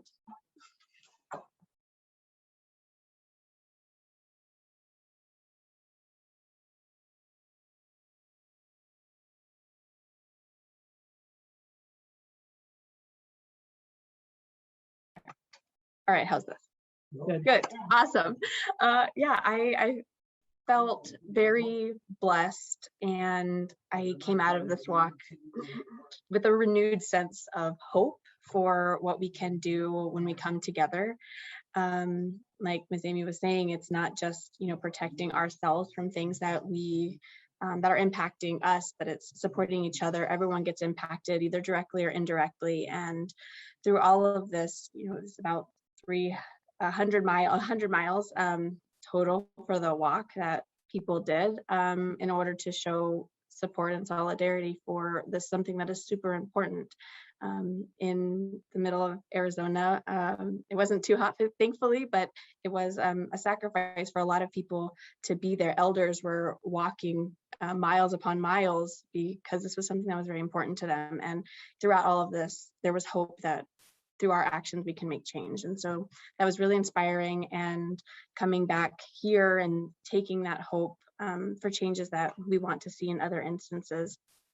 I learned about the Line 3 protests that are going on in the Anishinaabe traditional lands in Minnesota. And this is also a fight for Indigenous sovereignty and protecting their traditional lands from a land grab that's going to put in a pipeline across over 200 miles of land, watersheds, rivers, in order to pipe in one of the dirtiest forms of energy, which is the tar sands industry. And this company has already had horrible environmental impacts in other pipelines. So we know it's not a matter of if contamination will happen, but when. And the Anishinaabe people are fighting very hard to prevent this from happening, because it's threatening their way of life, their food sources. Wild rice is very important to them, and this is a line that is trying to go past them. So it's well past time to stop the legacy of taking Indigenous people's lands and territory and destroying them, and having people suffer the consequences for corporations and the expansion of capitalism. So if you are interested in learning more about this or how you can support, I will also drop some links in the chat as well, because like was said earlier, like we're all in this together, and an injustice anywhere is a threat to justice everywhere. So hopefully we can all support each other when we can and where we can. Thank you, Miss Melissa. Very well said. Another one of our beautiful young people. So yeah, if you want to find out more, please, again, you don't have to be old to help. You young people out there, and you older people, you adults in the room, can help the young people find ways to support, whether it's fundraising, whether it's organizing a field trip out there, bringing resources to the people who are doing this work. We are always down for that. We're planning a trip out to Line 3 ourselves soon. So, anybody who wants to get on board, we'd love to have you. So we're just really grateful again to be able to highlight this work in this good way with Bobby Wallace's help. So thank you a lot, Mr. Bobby. Let's see, we are moving into actually a video from our Title VI team. We have co-chair Katrina and Secretary Elena with a message for you all. So let us hear their message. Hi, you guys. My name is Katrina. I'm from the La Jolla Band of Listeño Indians. I'm the co-chair for the Title VI Parent Advisory Committee. And we just want to say how happy we are that you guys are back in school on campus, spending time with your friends in the classroom. And we just want to tell you a little bit about Title VI. Yep. Hi, and my name is Elena Hood. On my dad's side, we're from Palma, and on my mom's side, we're Shawnee and Choctaw from Oklahoma. And Katrina and I, along with Shannon Bojorquez, we all serve on the Parent Advisory Committee for Title VI at the Valley Center Palma Unified School District. The Title VI is the Indian Education Program, and the goal of Title VI is to strengthen partnerships between families, tribes, and the school districts in order to best serve and meet the needs of our Native American students. We do things like go to Indian conferences, we support the Native school clubs, and have cultural events. And every school site in Valley Center has a Title VI aide dedicated to working with our Native American students. There's also a Title VI liaison and school psychologist at the high school, and the director of special projects at the district office who supports all of our Title VI efforts. If you're a Native student and you need help with something at the school, or you have a question and you're not sure who to ask, find the Title VI aide and they can help you find the answers. Parent and family involvement is really important to Title VI. They tell the district what types of things are most important to our Native American students and give advice on how the money should be spent. So tell your mom, your dad, sister, cousin, brother, grandma, grandpa, whoever to come out for the next Title VI meeting. You can go to the district website and search Title VI for more information and upcoming events. Have a good year.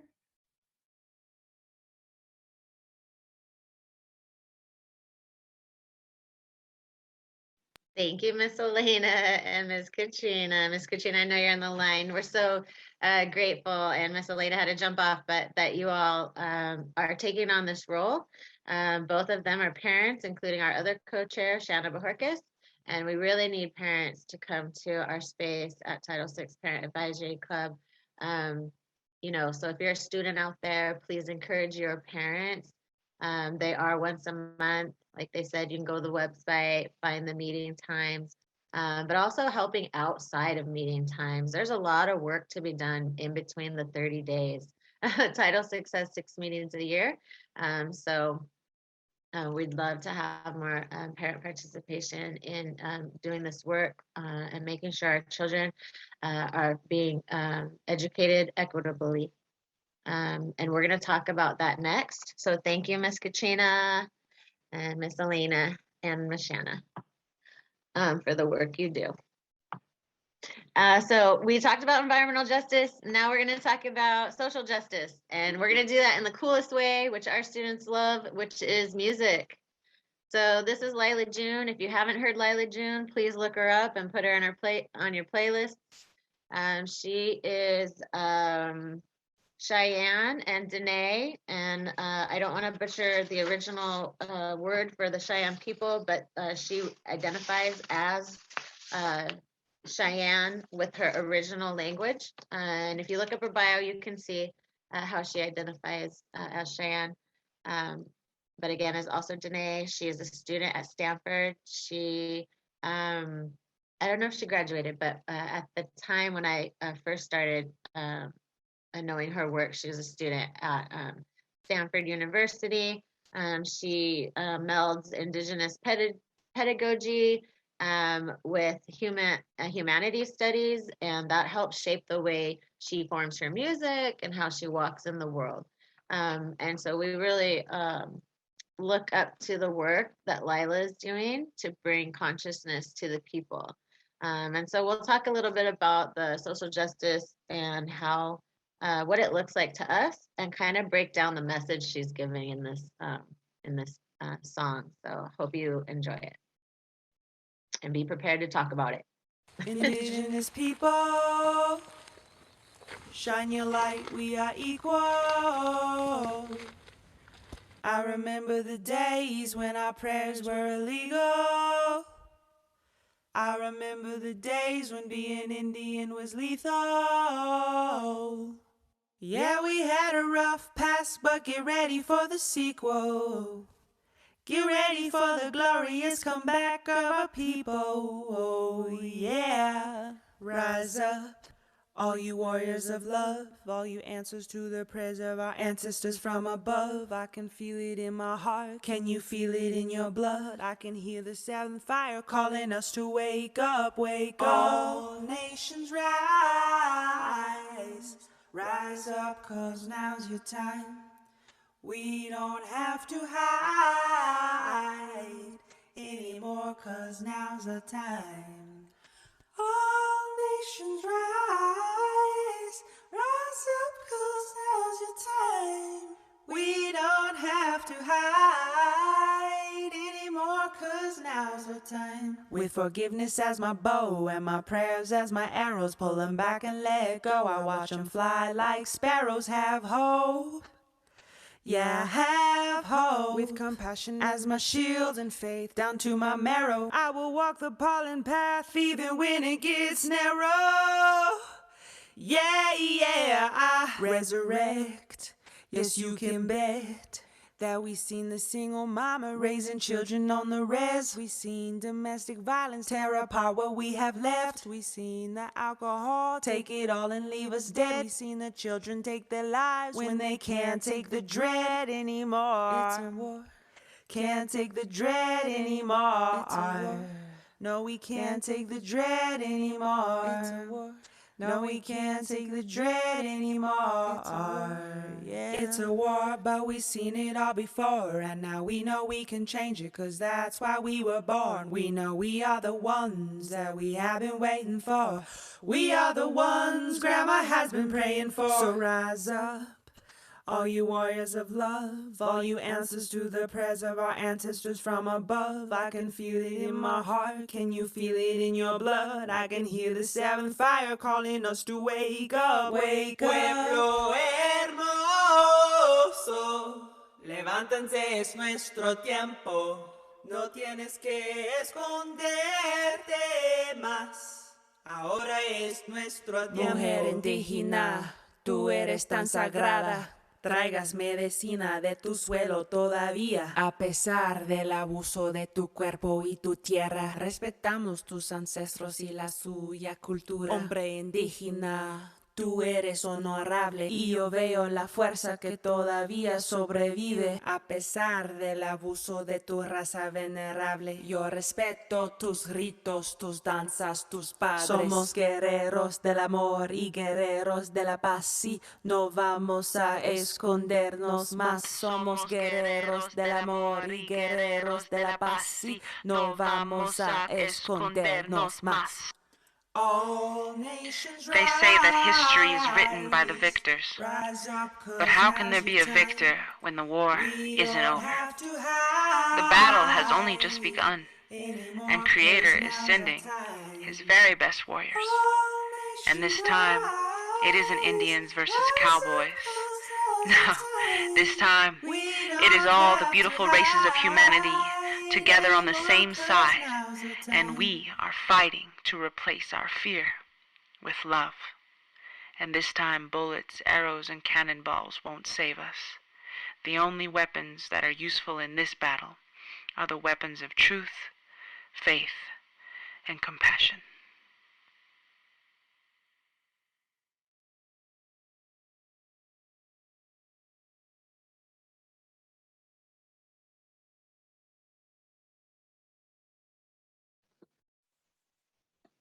All right, Miss Lila June, raise our hands to her. She said so much in that one space.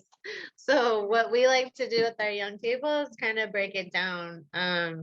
You know what, I'd like to hear someone's thoughts if somebody wants to unmute. We have a small group today, but we will be broadcasting this. So our young people that couldn't make it, we hope to be showing it inside of our NIC and other clubs.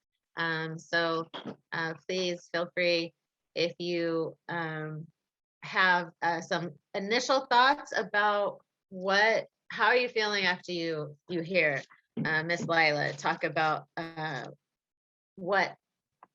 how we should all rise up. I know, again, if you missed Jake in the beginning, he talks about rising up, right? So it's the young people's time to rise. So what does that mean to us? And to have all nations rise, right? We as California Indians, we think of ourselves as nations, but there are people who share space with us from other nations, from other tribal areas. So what are some thoughts maybe on what it means for us to rise? I know we have another slide here, kind of just when we work with the young people, Ms. Kelly, we have to really kind of share what social justice means. So we can kind of explain it as equity versus equality, or equity versus inequity, or inequality, right? So here's a visual equality is like providing everybody with the same bicycle and saying, okay, now you all have the same bicycle, so you all should be able to have your needs met and reach your goals, right? But if you're a small person, maybe that same size bike is not going to work for you as it would work for a bigger person. And then there's the famous box picture on the bottom left. You know, we can't just tell people we gave you a box, you know, and that should work for you, because it doesn't. We need what works for us, and equity is giving people what they need. So whatever group you belong to, demographic, you know, whatever it is you need, equity is having to make sure you have what you need, whether it's a smaller bike, whether it's a modified schedule as far as education. And I see Rhonda's chiming in. I love it. It means to carry on family. It means to carry on family, your tribal traditions. My son says he doesn't want to speak on camera. That's okay. Matwin. Thank you, Matwin. Yes, I love it. So he's saying carry on your family, carry your traditions, right? And being in education, equity work and advocacy, we want to provide spaces for our young people where their customs and their family, they're part of the school, right? They're part of their school day. That's what Indian education codes are for. And I hope all of you are aware that the Every Student Succeeds Act actually built in more provisions for the Indian education codes. And so the work we do is really trying to support the district in utilizing all the things that and all the resources available to them to make sure our children have equity and are educated equitably. So if we could go back to the screen. If you guys have questions, please let me know. I know we're running a little long on time.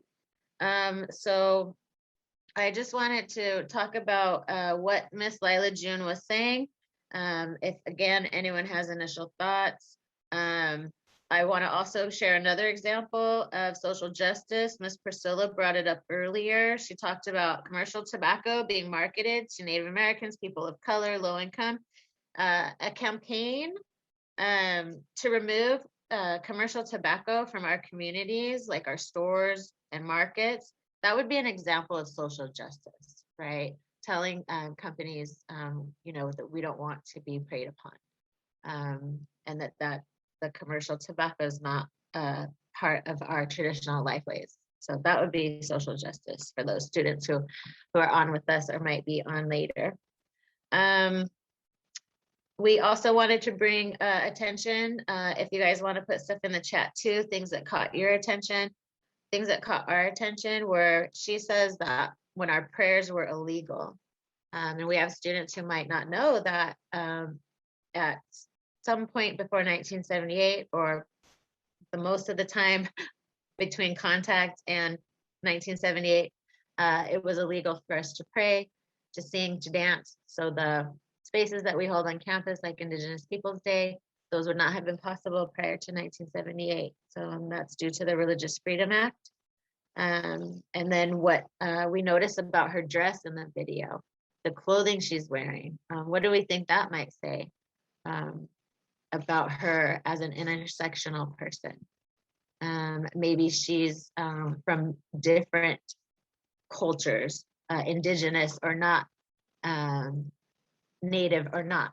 You know, some of us have different backgrounds, but it looks like through this video that she's embracing all parts of herself, or parts of her indigeneity and or other cultures, her cultures. And that's awesome. And we encourage everyone to do that, to honor all parts of themselves. And she talks about it being our time, just as Jake did in the beginning. Maybe think about why it hasn't been our time. What are things that have kept us from being recognized? And again, if you have thoughts, put them in the chat. I'm running through this just because we have a little bit more to share with you. But again, for children who are students who might see this later, she's talking about war. I know that makes a lot of people uncomfortable. But she also says, you know, as Native people, we recognize that there's still a war. She also talks about the victor. There is no victor. We're still here. But in this war, she says, with this war, bullets, arrows, and cannonballs won't save us. And she says, what will save us is truth, faith, and compassion. She said, those are the only weapons that are useful in this war. So I think that's really important, because we want to ask our young people, and if you guys want to put it in the chat, where can we be truthful? Where can we tell the truth? Tell the truth about us, tell the truth about our history, tell the truth about where we're at and how we got here. Where can we do that at? And where is it safe for us to do that? And we want our schools to be those places, one of those places. And faith and compassion. How can we use faith and compassion to rise up, to lift ourselves from the things that make us feel uncomfortable? Where can we do that? And with our young people, we really want to encourage that you do that in the form of friendship, and just recognizing that we are not all the same, But what we want to do is respect everybody, and respect their needs, and again, support their needs. So if somebody needs something that you don't, we still want them to have that, right? We still want them to have their needs met. And then in turn, we want us to have our needs met as well. So we really want to be compassionate about other people's needs. And part of that compassion is not turning on each other, right? She says she uses compassion as a shield. So not turning on each other, not bullying other friends at school, gossiping, fighting. Those things are not compassionate, and they don't leave room for faith that we can all come together. So please try to walk in that good way. And again, if you guys have anything you want to share in the chat about Lila's message of all our nations rising up, at the end, I know, and I don't know if Miss Melissa wants to join in, but at the end, she talks about all the beautiful people coming together, right? So all of us coming together, not just one or two of us, but all of us coming together on one side, right?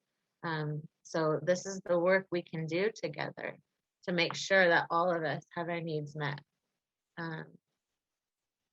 So thank you for letting us share that. Again, it's just some of the work we like to do with our young people. We know young people love music, so that's a good way to help break down these systems and to help introduce these kinds of ideas to our young people. And I need a time check. Okay, it's 5:41. Wow, thank you guys so much for hanging on, those of you that are still here. Did Miss Melissa or Miss Esmeralda and Priscilla want to close out with their segment? We had planned to close with Res Beats, but we know we're a little long. So while we're waiting to hear that, we're gonna do another raffle. Hold on a minute. And then Miss Esmeralda and Miss Priscilla are outside, so they are good to go. So we'll be closing with them, and then maybe on our way out, we'll highlight a few of our Res Beats participants because they're awesome. And if you can stick around for that, please stick around for that. If you can't, we understand. We will have this recording up on our YouTube site. And I see Yasmin Dorado. I don't know if Yasmin is still in the room. But if you are, please let us know. And then Miss Melissa, can we have another one?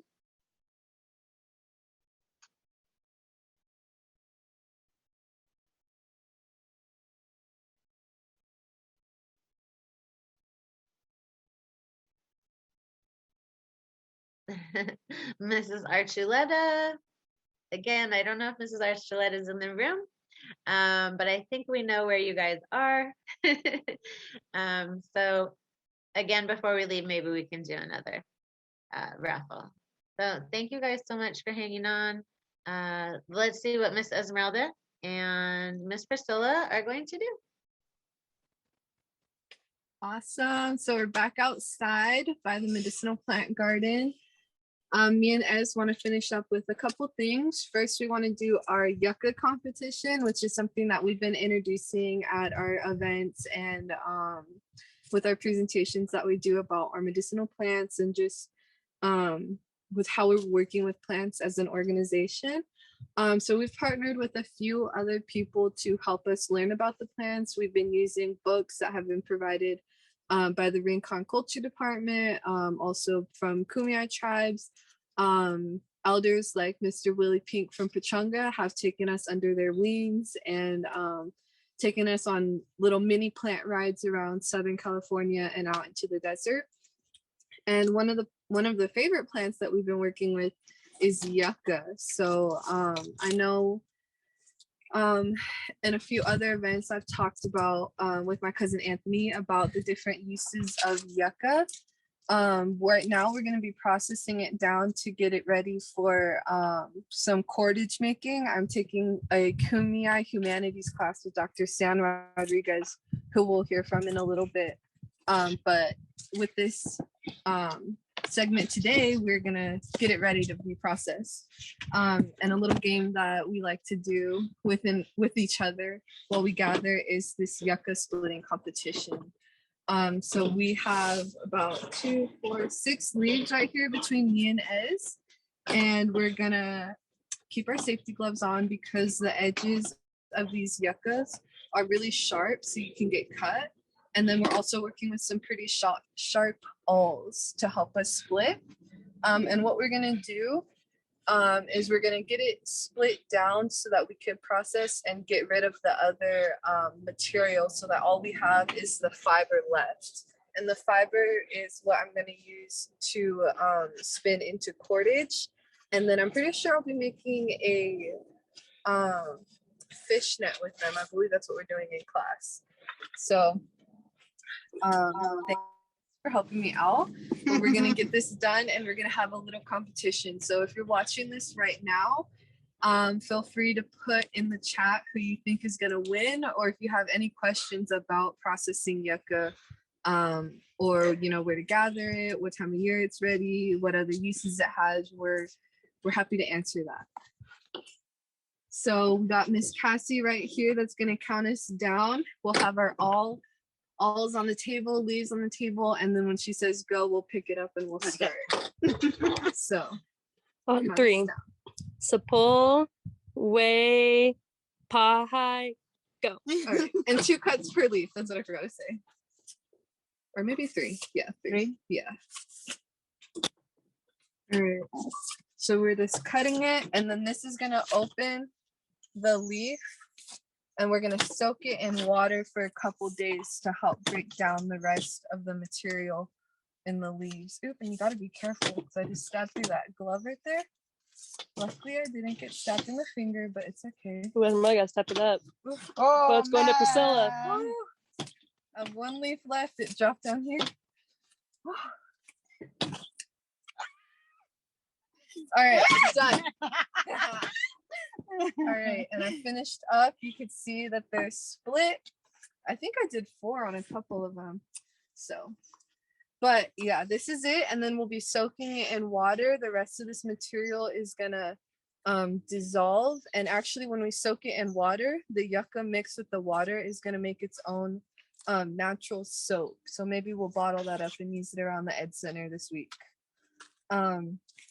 But yeah, I learned a lot about plants from Amy and Ez here at the Ed Center. And then, like I said, Mr. Willie Pink. And another person that I'm learning about plants from, my hair is all types of, I don't know where the messiness is coming from.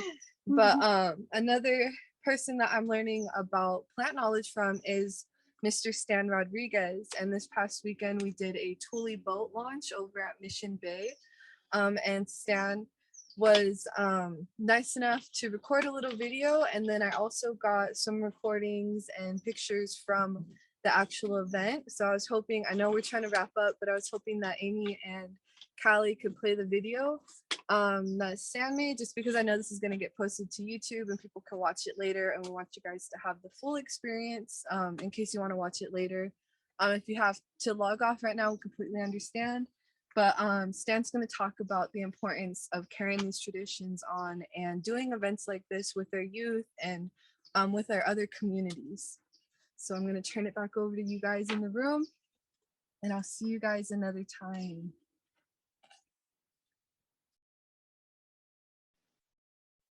So awesome, you guys. I could watch them all day. Yeah, so we're going to continue this presentation with Mr. Stan, Ms. Kelly. Oh, and thank you if you're still on. We welcome to stay as long as you can. Like she said, we want to make sure everyone gets the full experience. So this is Mr. Stan this weekend. He had a Thule boat demonstration, and I'm sure he might mention it, but it has been 200 years since people have taken boats, let alone handmade boats, from the community members themselves onto the water. And so very heartwarming. Okay, pet nama tipe jam. Menyuaya. Semuanya cuhinya makupai wispanan. Welcome everybody. This is Ken Rodriguez. I'm from the San Isabel Reservation, and I just wanted to, say, Yepa, Enya, Hilikui. This day is a great day for us. It's a very happy day because it represents who we are as California natives, and it honors us, the things that we go through, things that our relatives, our ancestors struggled with. We are here today, so not to forget this, and not to forget the legacy that they left behind, and what we want to do to carry on. So we wish you continued growth in your minds, in your hearts, in your bodies. Thank you. Because a lot of our things that we have, it's much more difficult to get these things. So when we're coming out here, we're having a good time. And that's what our people do. But you see the fish, you see all these things. It would also support us. It would feed us. It would feed our families. So I just wanted to share that with all of you today. And thank all of you for everything that you've done to help make this happen. You know, your group and, all these other groups that came out here to do this. Because if we forget about these things, if all we're concerned about is, making all these houses and developing, we lose touch of who we are as a people. And we lose touch with this muck, this earth. We say our word for the earth is muck. Our word for our body is muck. It's the same thing because we did not differentiate from that. And we don't see us as apart and above from others. We see us as part of this. All of us as human beings. And it's a reciprocal relationship that we have. We do this so that we can indigenize our pedagogic system. So we can teach these things, so we can have a balanced education. So that we know this land here, all these things that it has to offer.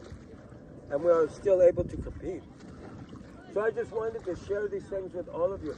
It's an honor having all of you here today to come here and to support what we are doing. There's a saying, knowledge without, teaching is not really knowledge. And that's something that we want. That's something that we do. We impart on each other. We all have something to teach each other. So I wanted to just share that with all of you. Like I said, we're having a good time. We're enjoying. And when we do these things, it brings our spirits up. Because that's how life is. One day we're all going to leave this place to go into our next journey. But the only thing that we can truly take with us is our experiences. So I hope these gifts that we give each other, these experiences, we can grow with these and help others to grow. Many different cultures are represented here. And this is what we do. You hear people talk about we only speak one language in this country. And many of you have had to give up who you are in order to assimilate into this country. And I'll tell you right now, that is such a travesty. You've also heard people say, well, we need to learn how to breed in a place of tolerance, which I think is an insult too. I tolerate you like I tolerate the inclement weather or a mosquito bite. But when we can come together, all of our different knowledges, and bring them together and celebrate the diversity, that's when we all grow. So what we're doing is we are reviving these things. Like I said, it's been over 100 years since we've had this many tule boats out in the bay. More than that. So what we say in my language, I praise all of you for this. Praise all of you for the help. And as we continue to do this, we show that, we are not, as Kumeyaay people, we are not people of the past. Many times they talk about us in the past that the Kumeyaay did this or the Kumeyaay did that. It's not that we did, we do. We all do. So I just wanted to share that. Now that I'm done talking your ears off, I'm gonna shut my snoot and get ready for this next race. Who's ready?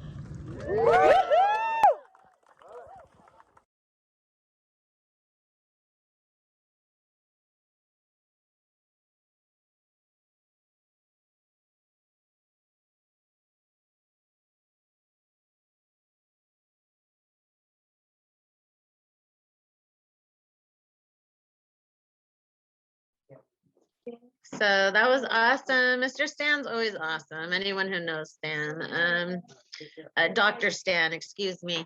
Mr. Stan recently got his doctorate and we're so excited for him.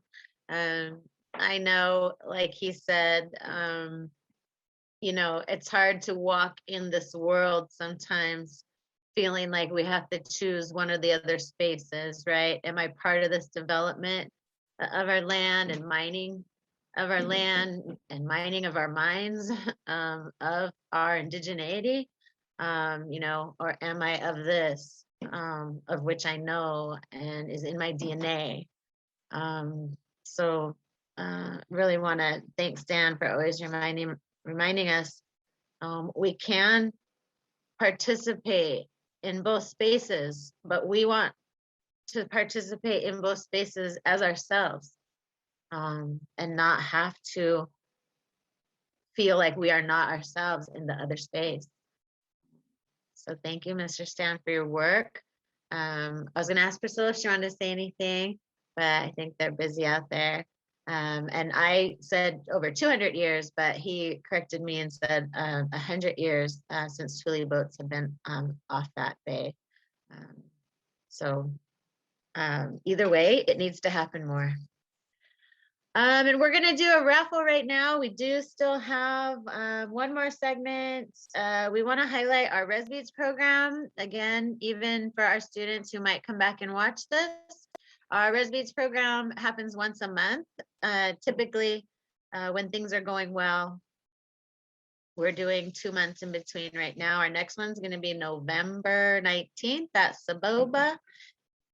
And Janelle, if Janelle's in the room, otherwise, I think we know where you are. And can we do one more?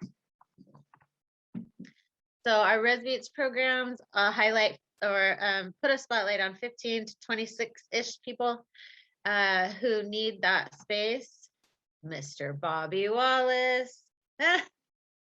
We'll send Bobby a gift for sure for being a part of our programming, but can we do one more community member? But our ResBeats, we highlight and have headliners from local community areas. We have food, the community brings its young people, they do poetry, dancing, singing, highlighting and showcasing their artwork. So whatever it is, Miss Amanda, she will definitely get a gift for being with us in community today. Let's try one more, Miss Melissa, and then we'll get to our ResBeats.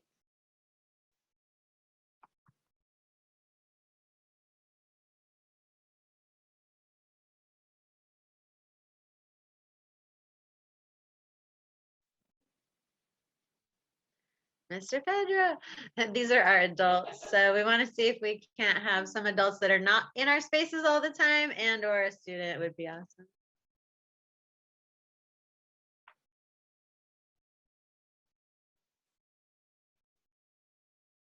Marlise, yay, she is our student and we love Miss Marlise and all the students, but we really appreciate Marlise's participation.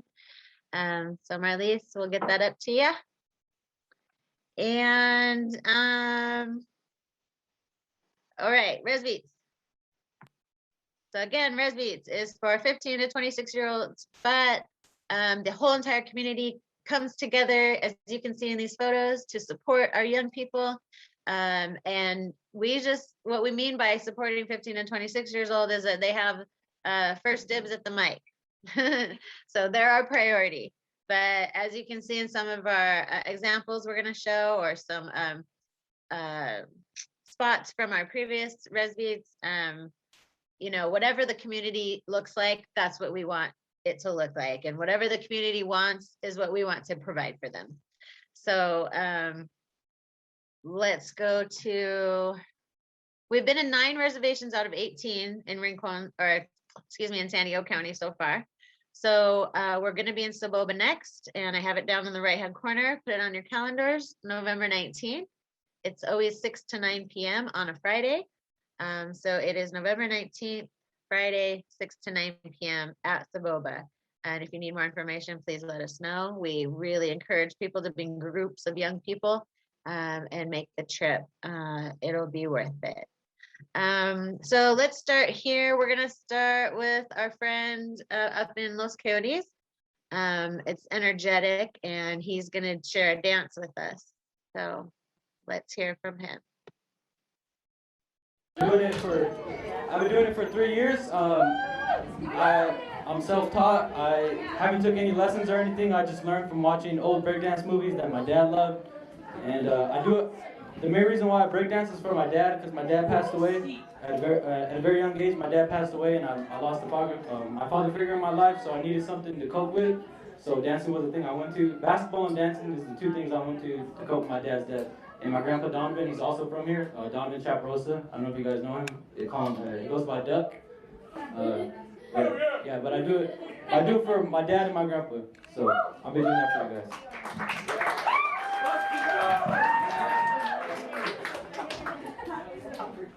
I can still watch the ground for you, thing. It's okay. It's okay. I'll make it slippery. I can't really move that many more. Who you fighting? All right, ready?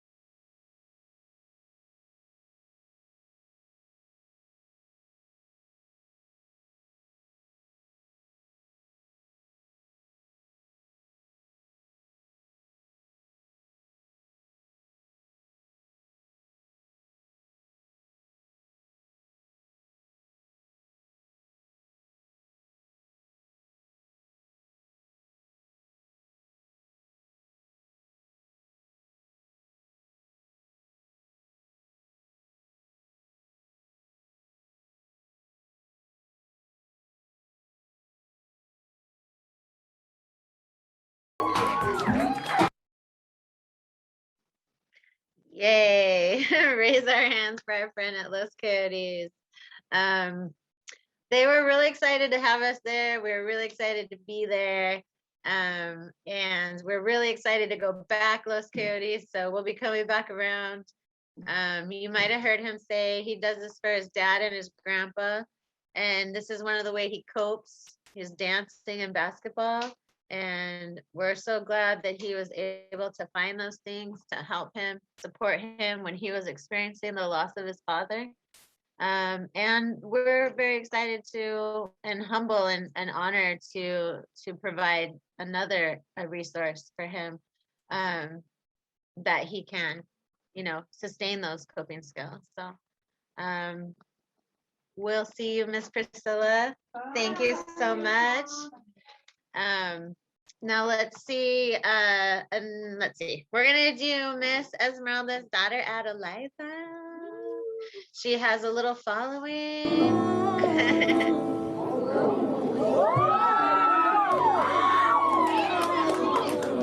You'll see why in a minute.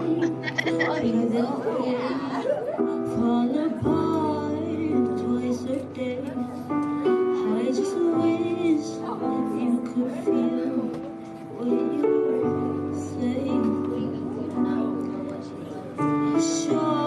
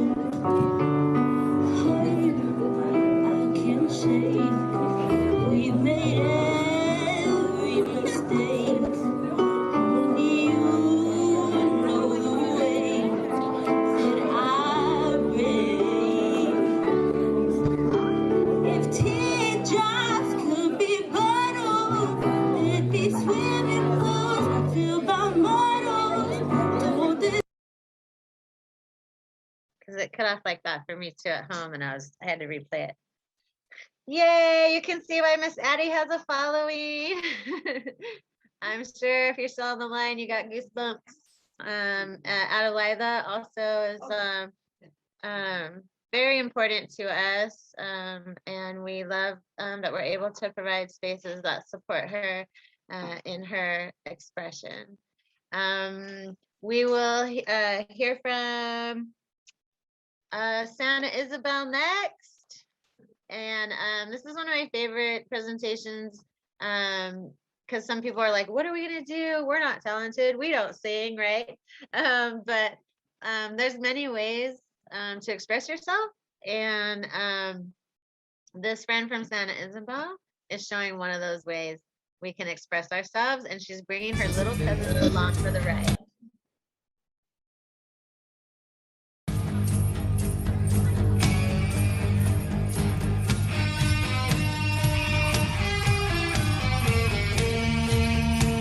I love it.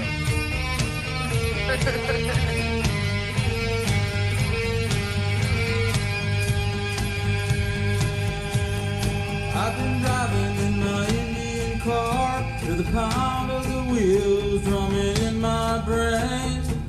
My dash is dusty, my plates are expired. Please, Mr. Officer, let me explain. I got to make it to a powwow tonight. I'll be singing 49 down by the riverside, looking for sugar, riding in my Indian car.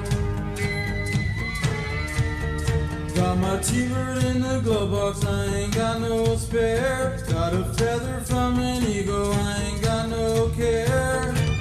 The road is empty and my bottle of desire. Daylight is breaking, the sun touches fire. I got to make another powwow tonight. I'll be singing 49 down by the riverside, looking for sugar, riding in my Indian car.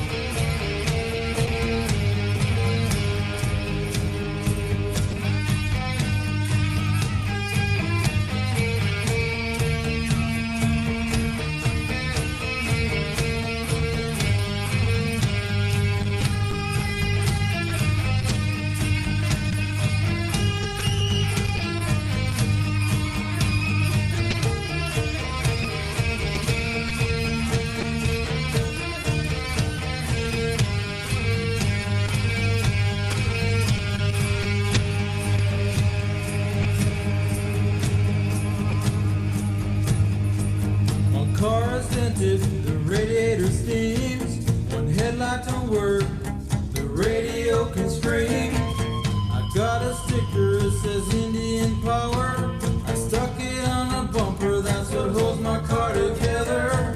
We're on the circuit of an Indian dream. We don't get old, we just get younger, when we're flying down the highway, riding in our Indian car. On the circuit of an Indian dream. We don't get old, we just get younger, when we're flying down the highway, riding in our Indian cars, riding in our Indian cars, riding in our Indian cars.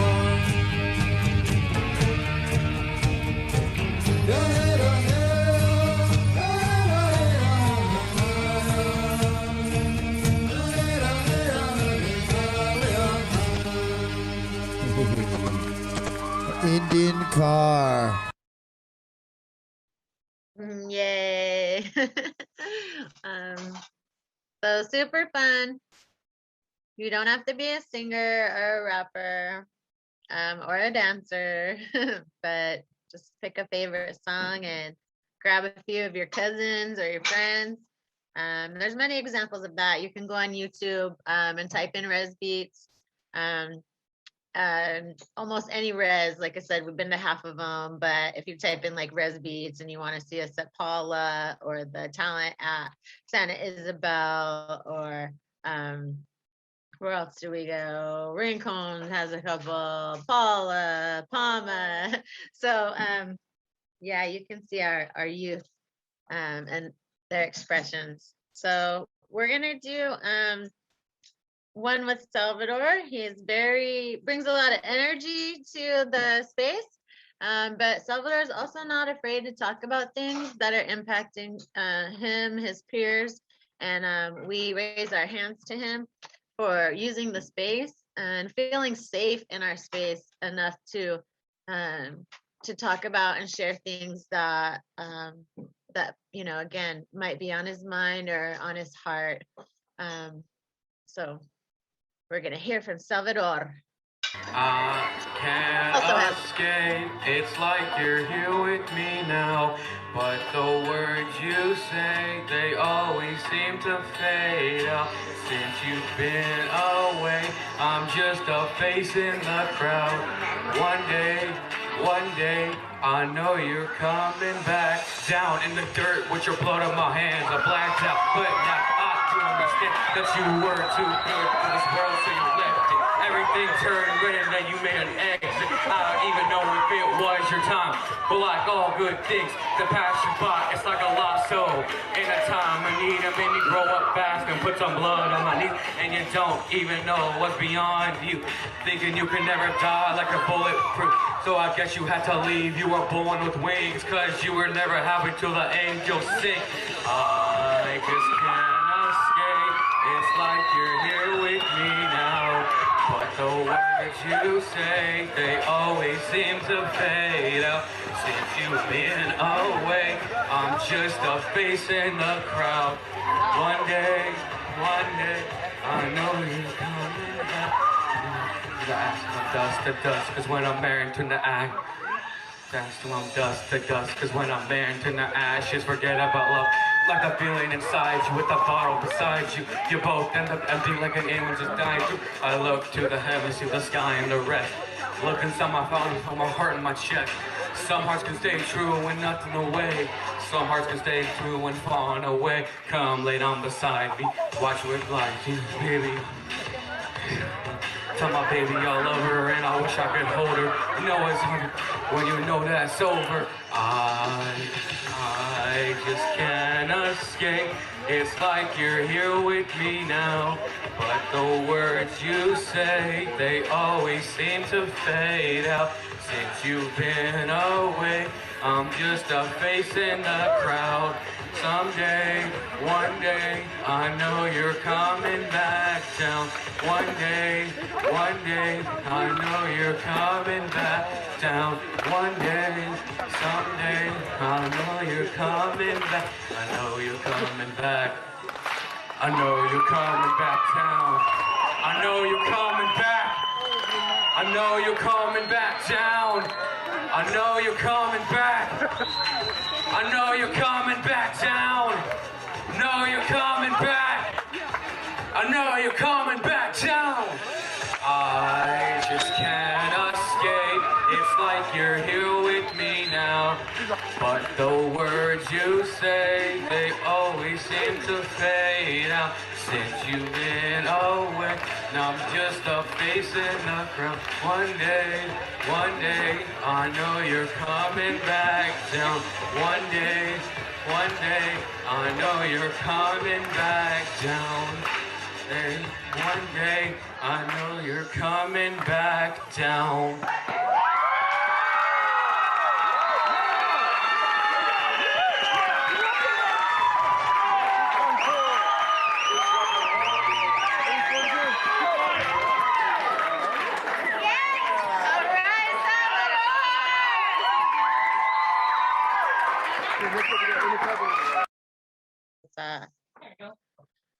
All right, so Mr. Salvador, we have a few other videos in here, but I'm going to encourage you all to go online and watch them. We also have headliners like Miss Kalina and Desiree Harp. They debuted their new song for the first time in public, Don't Count Me Out, at our Rincon Res Beats And actually that was our first RISB, I believe, and a couple years ago. And we still are in touch with them. They do other events for us. If you want to hear extra positive music and talk about music that lifts you up, please check them out.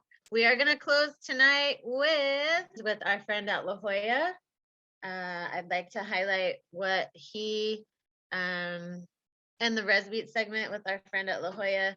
He took the 3-hour space to create this this rap for us, or this poem, with his friends. And so we really appreciate him doing that and not giving up. So as in participating, it's always a choice to participate, and we want to honor him that he participated. And I'm just thankful for his effort. And like I said, the other two that we're not going to showcase tonight, please look them up.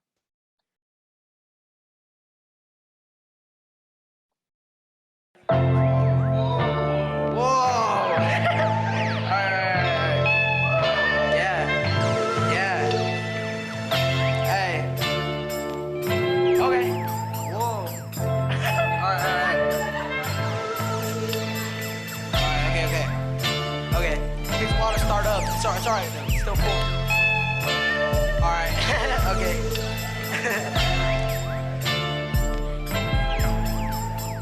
Hello. Beats. Summertime, so fine. Hope I rhyme, eating chili with lime. Yeah. But then it was 10, laying in my den, thinking of when I should spend my time with my friends. And then apprehend again. Then I thought I was tough, like a juggernaut. I fought, then I sought to seize what I best please. To feel the breeze, then I seized the bees. You know, the ones that come out in the summer. No, it's not a bummer. Met new people, then I got their number. Yo, okay, I'm back. Cut me some slack. I'm big like a lumberjack. I am the Mac. Now I will attack. Alright, for now I'm leaving, but soon I will be back.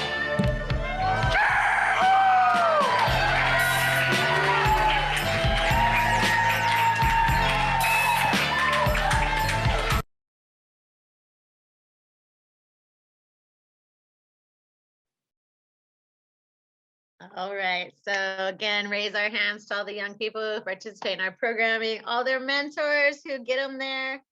And who invite us into their communities to do this good work with you all. And again, if you are students on the line, please contact us. We're going to hang out for a few minutes. If you want, we'll put the enrollment forms back in. We'll put the link to our website back in if it's not already. And just really want to thank you for being with us today. And we're going to leave you with some resources, the resource pages. That was our team, if you didn't see them on the line. And we're just always available. So please contact us. Oh.